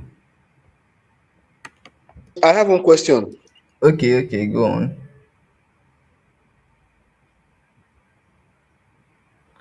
Go ahead, please. So I'm guessing we'll be having another session on the Google AI Studio. Am I right? Yes, Google AI Studio. Okay. Google AI Studio is just Yeah, you said we should. You develop said what? an MVP. Okay, we are going to get to it. I mean, the whole workshop is meant to end by 1 p.m. and we still have like Okay. some 43 minutes to go. Yeah, my question, like landing page, Google AI Studio free version. Does it have an expiry date? Can it last? Because I know some of the problems with these free versions is maybe it may not last. So maybe would there be an expiry date that this thing when maybe our we want to do something else it will not be accessible anymore and then we lose access to it. Is that a problem? So when you say last, what do you mean by last? Is it that Okay. Let's say I have a business model and I design a landing page for that business model right now. So for the next 6 months, will it still be available to if the link is clicked on by anyone? Because I've experienced something like that before. Maybe trying to do some kind of stuff that using the free version after the a certain number of days it stopped working, and I had to go and use the pro for to. So if there is good AI studio to do something like that, would it last for a long time? I'm not expecting for it to last for a year, but will it last? the thing is, anything you develop on Google AI Studio by default, I mean, if you are able to publish it to the web, it should last for as long as possible. So the payment constraint normally, comes in when you are using a Gemini API key. You are using an API key that is paid, of course, and they charge per month on their API keys. But ideally, if it is just an MVP or a prototype that you developed on Google AI Studio and you are able to publish it, because it's not every time you are able to publish it. If you've exhausted your credits, you won't be able to publish. But say you are able to publish it, it should last. It should last. I mean, there are a couple of solutions that I've seen people develop since last year that the URL still is still active. Okay, thank you so much.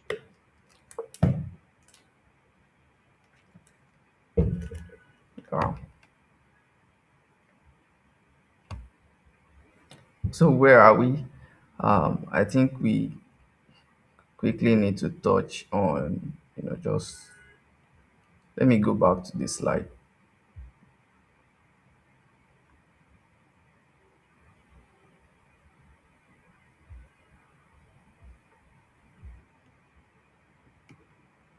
So this is how vibe coding works. Vibe coding is simply describing what you want and iterating on AI generated code. So no deep programming background is required. Sometimes no programming background at all is required, right? And the whole point is to be able to explain what you want in plain English or plain language and be able to like generate the working app or working prototype. And you can, iterate by, prompting it to shape it to whatever form or whatever shape you want. And then you can ship the app, right? You can deploy it on whatever platform, right? So if you already have a Google Studio account, Google AI Studio account, you can go on Google AI Studio and just go on Google AI Studio.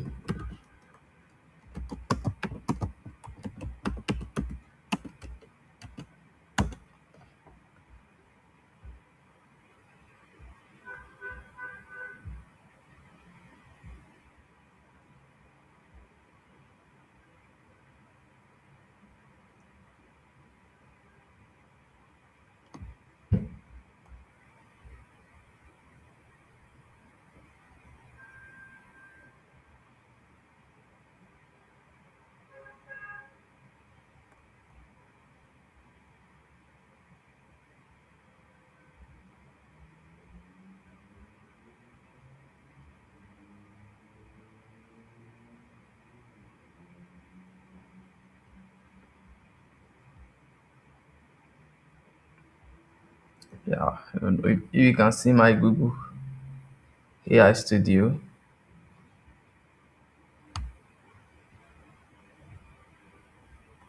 Can you see my Google AI Studio?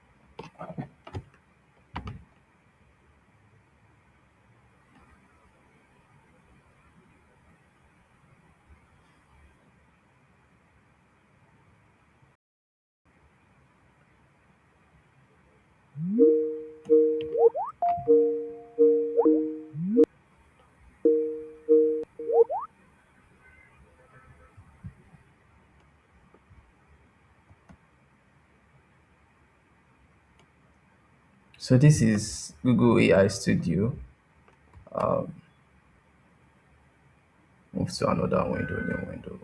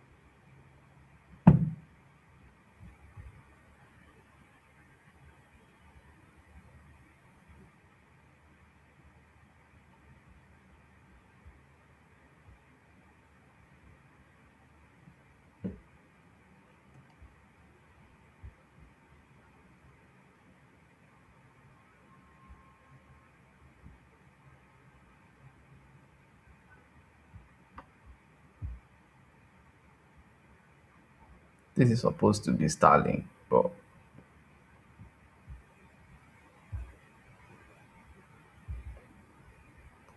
this network.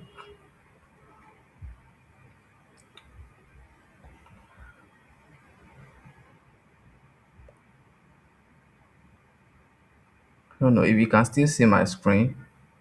This is Google AI Studio, and if you want to like, there are a couple of items you can do over here. You can do video generation, right? You can do speech and music. So we can't see your screen. Oh,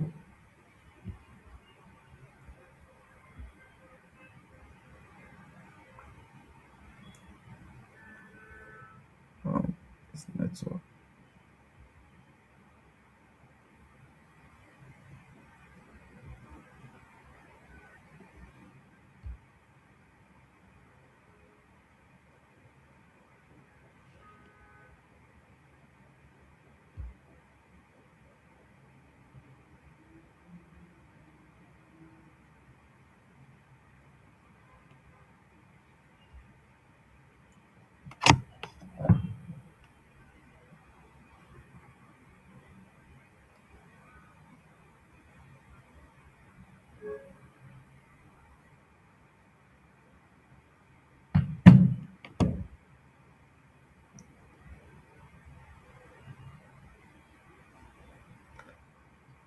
So there are a couple of things you can do on Google AI Studio, from code and chat, that is building chatbots and agents, to image generation, right?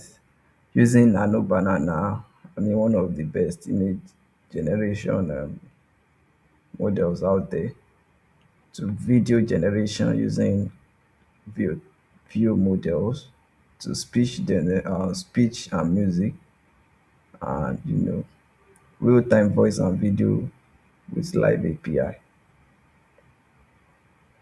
So why I like Google AI Studio is it allows you to like customize whatever you want, right? You can give it a system instruction before even going to generate anything at all, and you can set the temperature.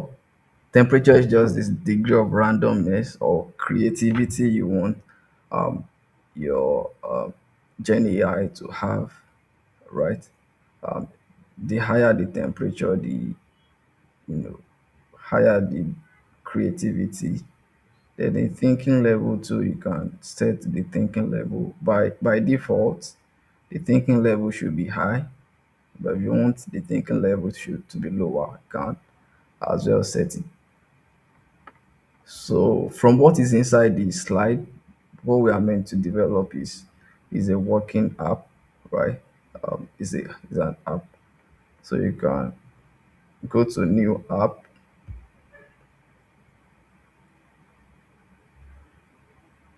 So by going to new app, you have to describe what you want the app to do. So personally, for me, I prefer to do some meta prompting when I'm trying to develop an app. So I'm going to use ChatGPT for that, and just tell it to give me a prompt to use with Google AI Studio.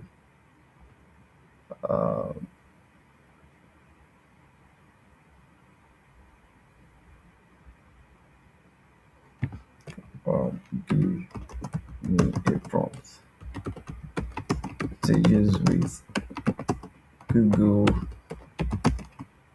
AI Studio to develop a what's it called? So what idea is called? Can anybody give us a product idea? Anyone?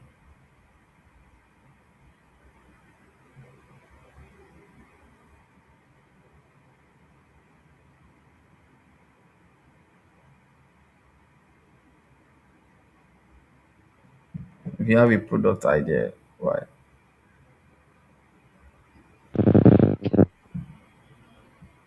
Okay.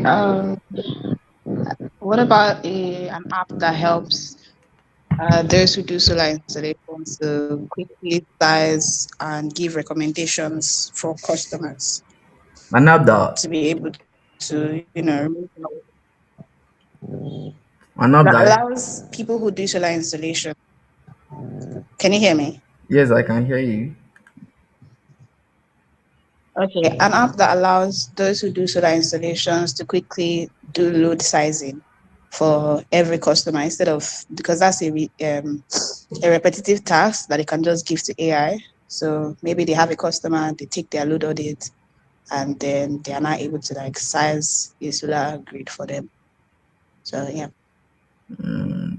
People who do solar installation, you want an app that is able to do load sizing for them.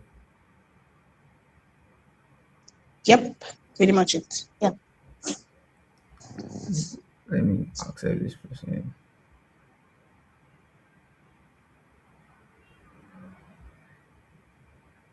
Why are you laughing? It's a valid idea now. So let's do this. Give me a prompt to use with Google AI Studio to develop a load sizing intelligence so that allows, you know, should I say as it sounds?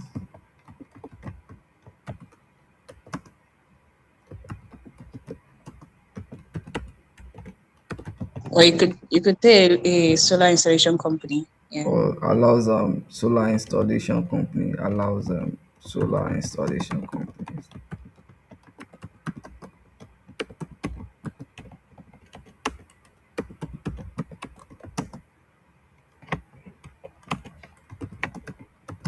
be able to do load sizing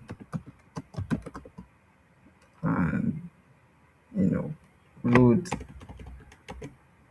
and extend it to cost and load sizing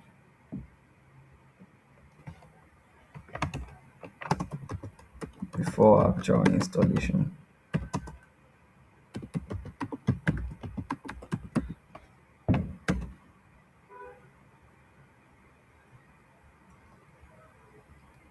And you tell ChatGPT to give you a prompt, and yes,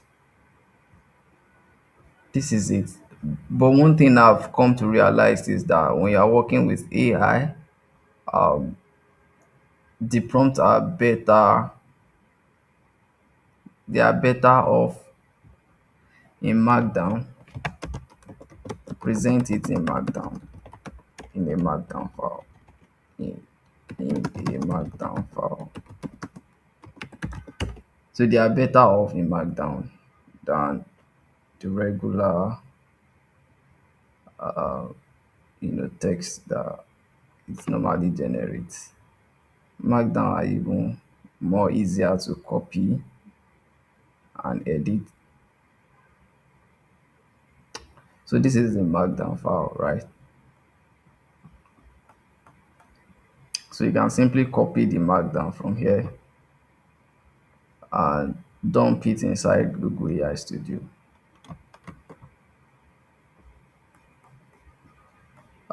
If you are looking for any specific feature, you can look at this customer name, the company name, the address, phone number, installation type, building type, and all of these things.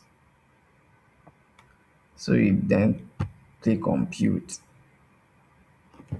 So by doing this, spins up your it spins up your app in minutes.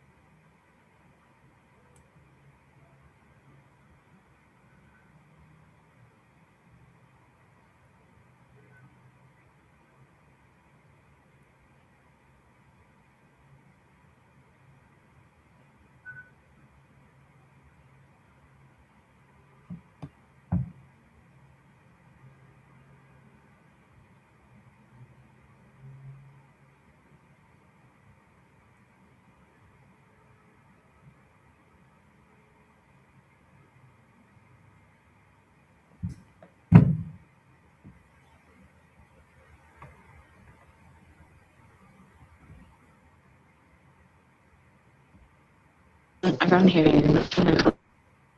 Yeah, that's because I'm not talking at the moment. I'm just waiting for the app to come up.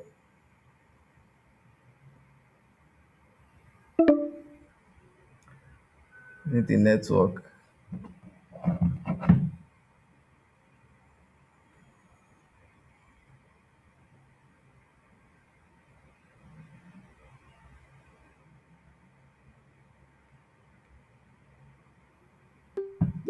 Network is bad.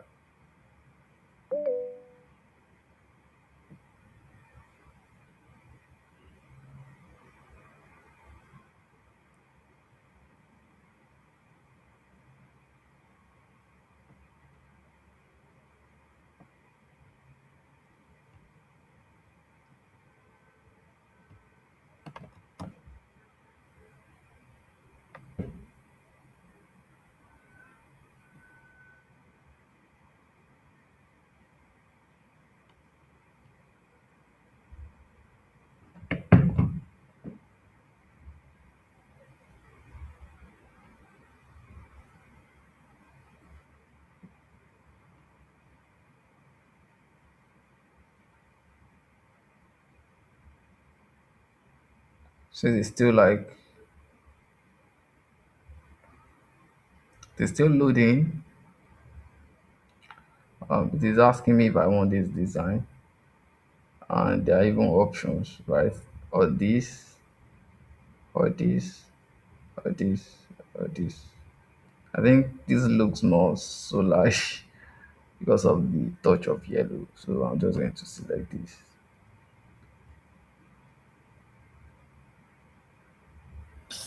We can't see your screen. Oh. Oh,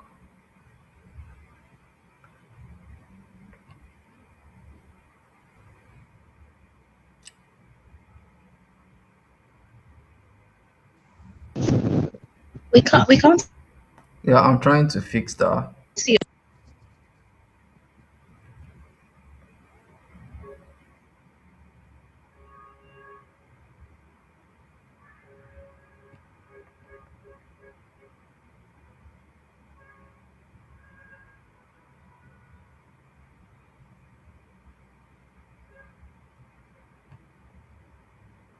Let me turn off my video.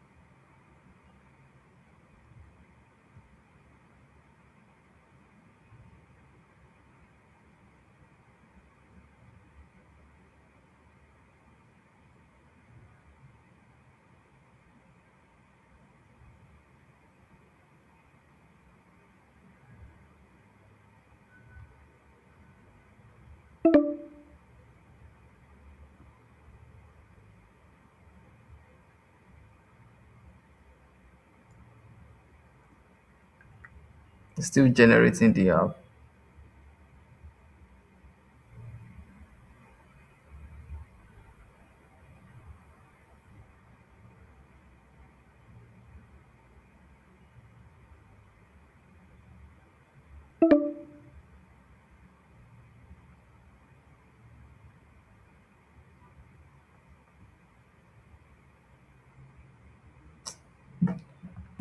Your network is bad.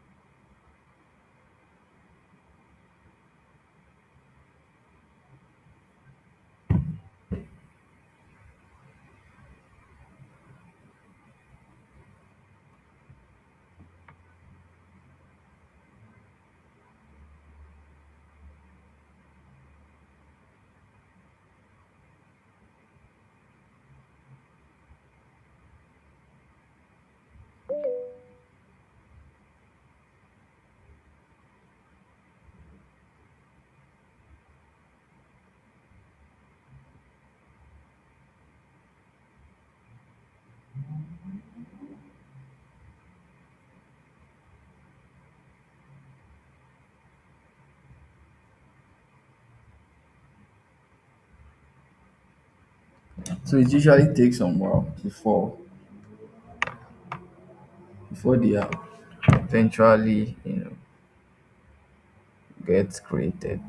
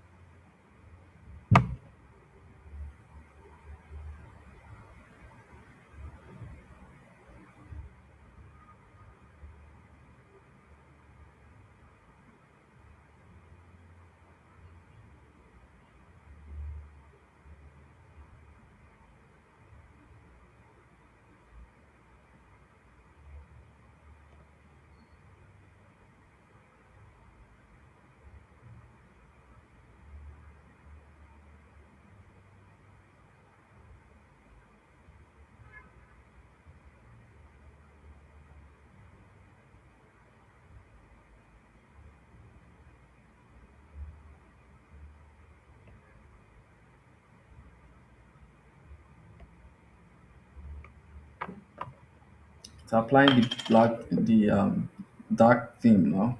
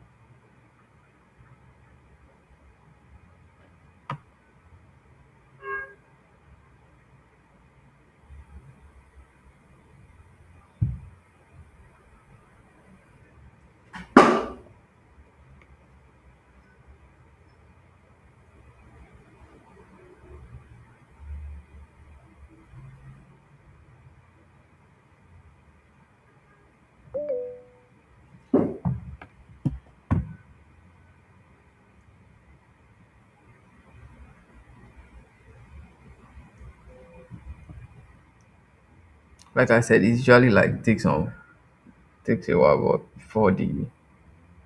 before the app gets fully formed. Um,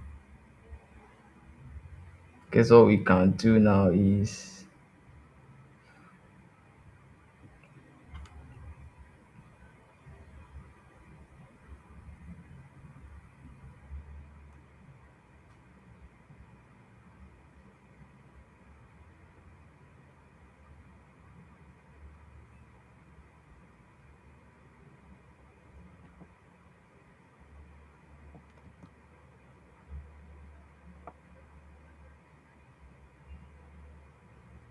so let me just go on with the slide and wrap things up quickly.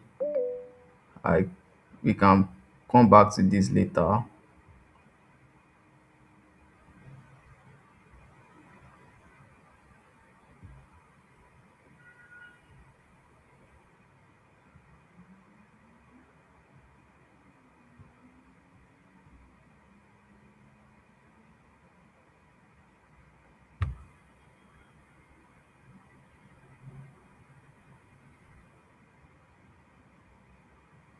So what are those um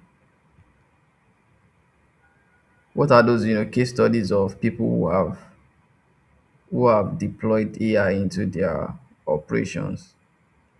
So this is what it looks like. There is a fintech. There are a couple of AI solutions deployed all over the place that are handling different workload. One is Klarna, and this is a fintech that deployed an AI agent to handle customer service conversations at scale. So tools like N8N, tools like make.com, or even hard-coded Python AI agents. Because when we talk about AI agents, it's not all the AI agents that are like drag and drop. There are AI agents that you actually build with code, that you hard code with Python, Next.js, and all of these programming languages, right? So it is estimated to be saving them $60 million in annual savings. Like it could be, you know, it could be saving a company a whole lot of money in probably designing carousels for their social media campaign, and even posting them, right? You can actually connect your Claude to your social media and let it do the designing and post for you on autopilot, of course. And there is a case of JP Morgan Chase. It's a bank, it's an investment bank, right?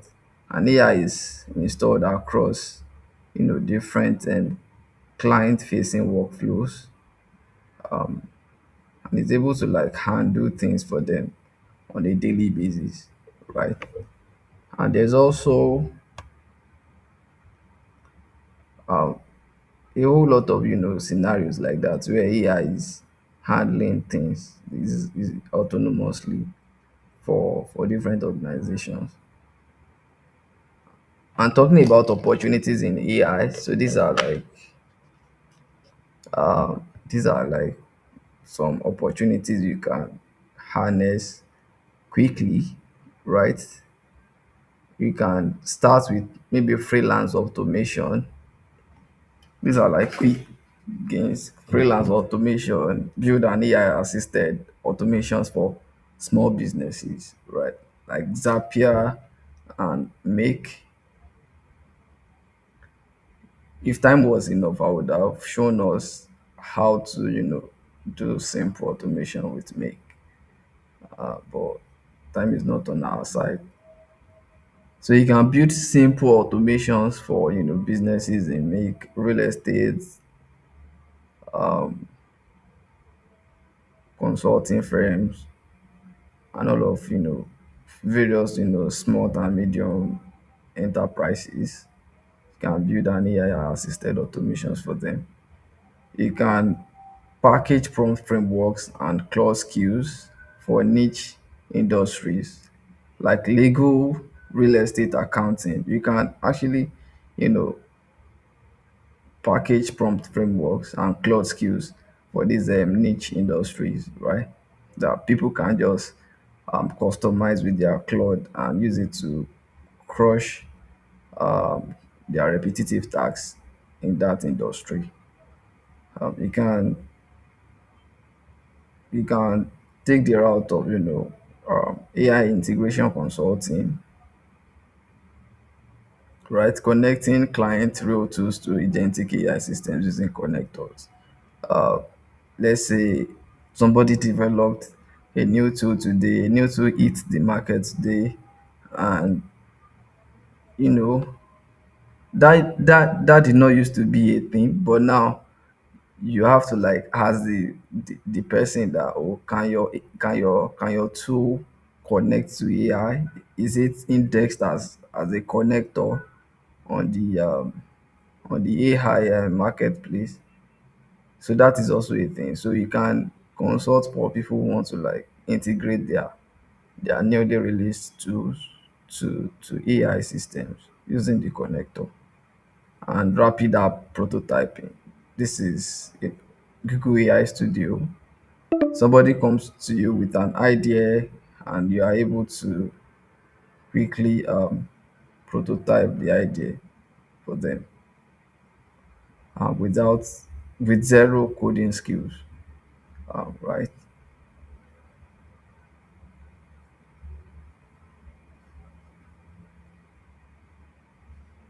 So three things to do before. Today is Saturday. Three things to do before Friday. You can Choose a real task you do weekly and write its basic prompt today, right? And build a meta prompt from it. This is one, this is two, this is three. So choose a basic task that you do every day and package the prompt into a skill. And you can also build a meta prompt from it, right? And you can ship one small thing. Uh, Momentum beats perfection. Can vibe code a tiny app or automate one workflow. You can vibe code a tiny app that works, right? And just add it to your tools, to your armory of tools. Um, this will be the end of the session, right? It's been an interesting run for the past more than 2 hours.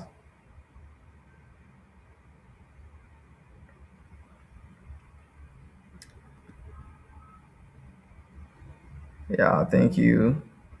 Let me see if our app is ready.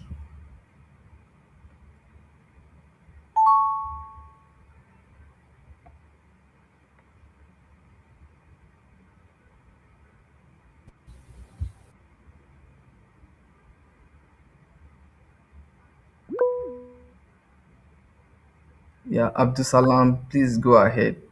You can go ahead and Yeah, thank you very much. So, concerning the vibe code, after prompting, is the AI going to generate the code, or what will be the result so that the, we can make it a product? the results will be like an actual user facing interface that you can interact with. Can you see my screen?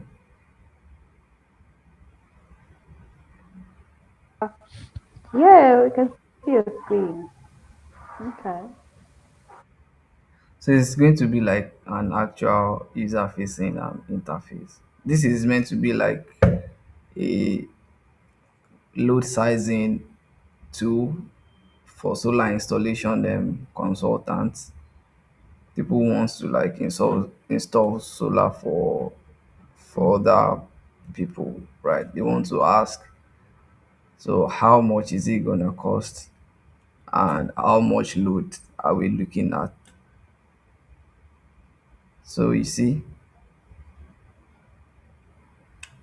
and it has like view code feature where you can view the code of whatever project you just sized up. So you put the appliance name, maybe the person has um what's it called, maybe 1.5 HPAC. You put it there. The person has freezer, you put it there, and all of those things. What's this? EV charging. The person has an EV charging plant that they want to put on solar. You put it there, and all sort of items. And when you add it up, it's able to generate both cost and load analysis for the person's for the person's project. So let's say you have the person is saying having AC. So when are you going to be turning it on? Is it day or night? Let's say you only turn it on during the day when it's hot, something like that. Then you add another product, right? So I just added this AC now. There used to be standard refrigerator and LED light bulb. Now AC is there, and I can add iron. I used to use my iron day only. Well, both I can use it during the no. Let's just put the right now. Iron is there as well, and Let's say you have like an electric oven, you put it there. You have an electric kettle.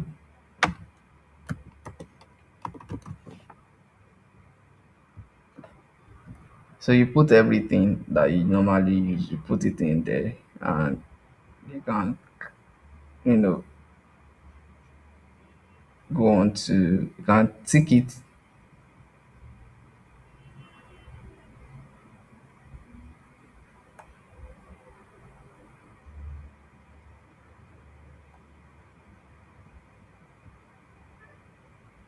and go to, dashboard.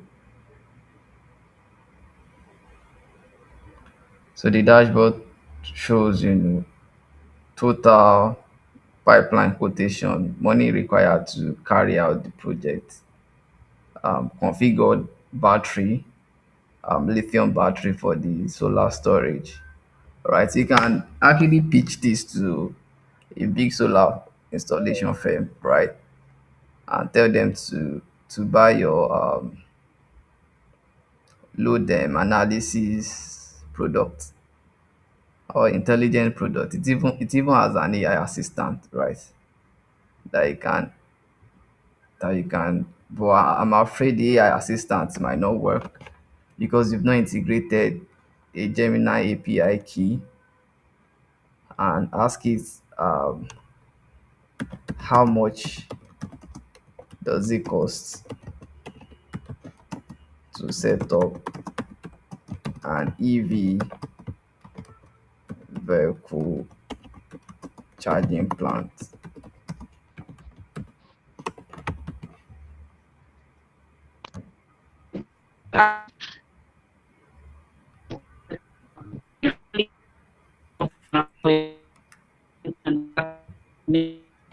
You are saying something, I can't hear you.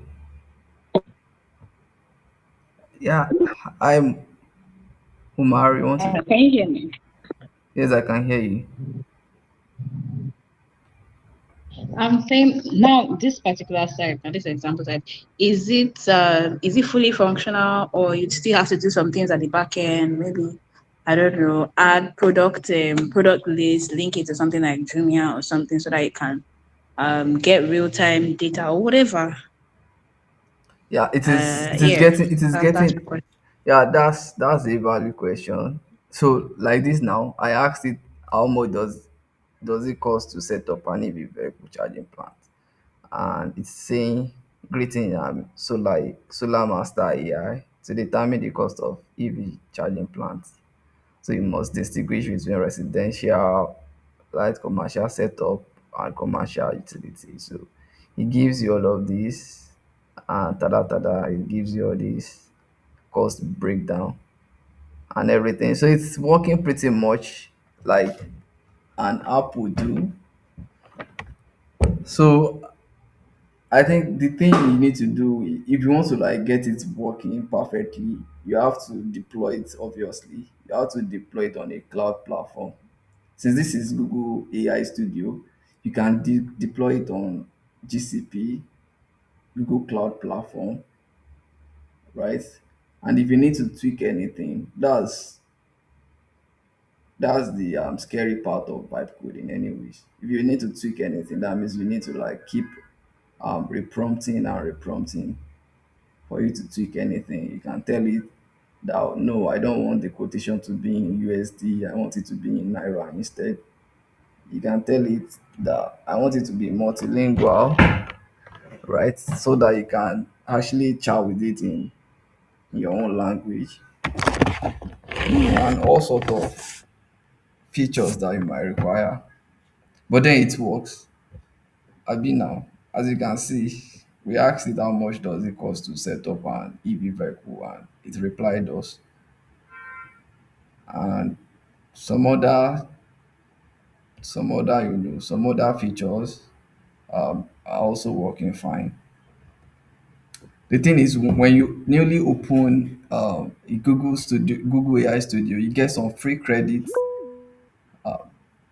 So, but when you exhaust the credits, I doubt if all of these things are going to be working. but it works. Did I answer your question? Or I was just drifting around. Yeah, yeah, you did. And you're asking where it is getting its live feed from, its data feed from. It's getting it from. Yeah. It's getting it basically from uh, Gemini. That is Okay. the chatbot assistant.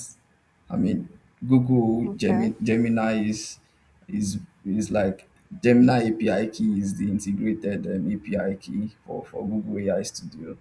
You are using Grok, that's going to be Grok, of course, and we are using OpenAI, that's going to be for Chat GPT. Um, Hi, Abdul Salam, you want to say something? Yeah, as I want to get the code for this now, maybe I just want to make some amendments to it. So, where will I get the code? And for the hosting, how will I host it like this? Yeah, I said you As can. in, I just want to host it on something. Okay, Trust me, you don't want to get AI code. They write their code in all sort of languages that you might not be familiar with.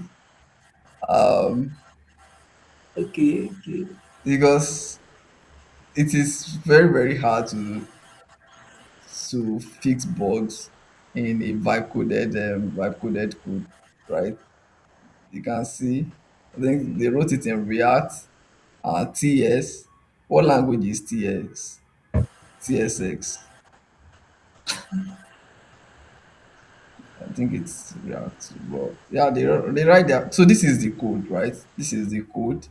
There's like two option. You can preview the user interface, the UI, and you can also preview the code, right? So if you need the code, you can export the code, right, and plug it into your VS Code. You can download it as a zip file also, and just unzip in your local computer and plug it in your VS Code. I guess that's it. Is it possible maybe during the prompting I can indicate that the AI will be code in a certain language, Yeah, sure, you can do that. the You can language. tell it to write it in React or JavaScript or whatever language you feel is comfortable for you.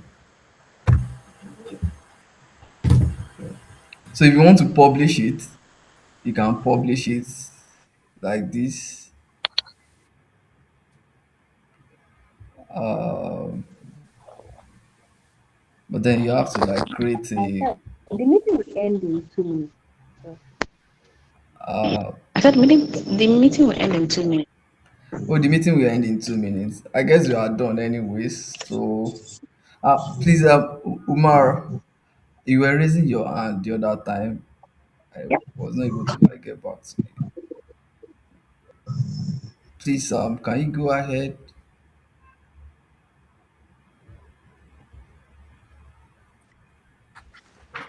Thank you, the great facilitator. Actually, I don't have any question yet.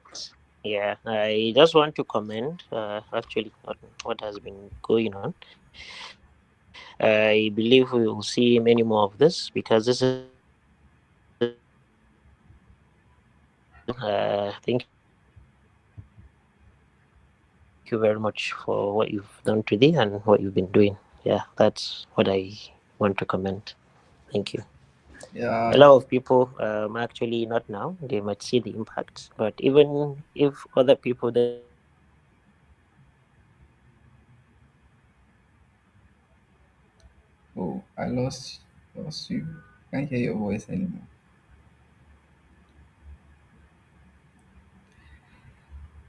Ha, time is ticking. I hear on borrowed time. Ah, God. I'm just going to like send. send the item. Guys, it was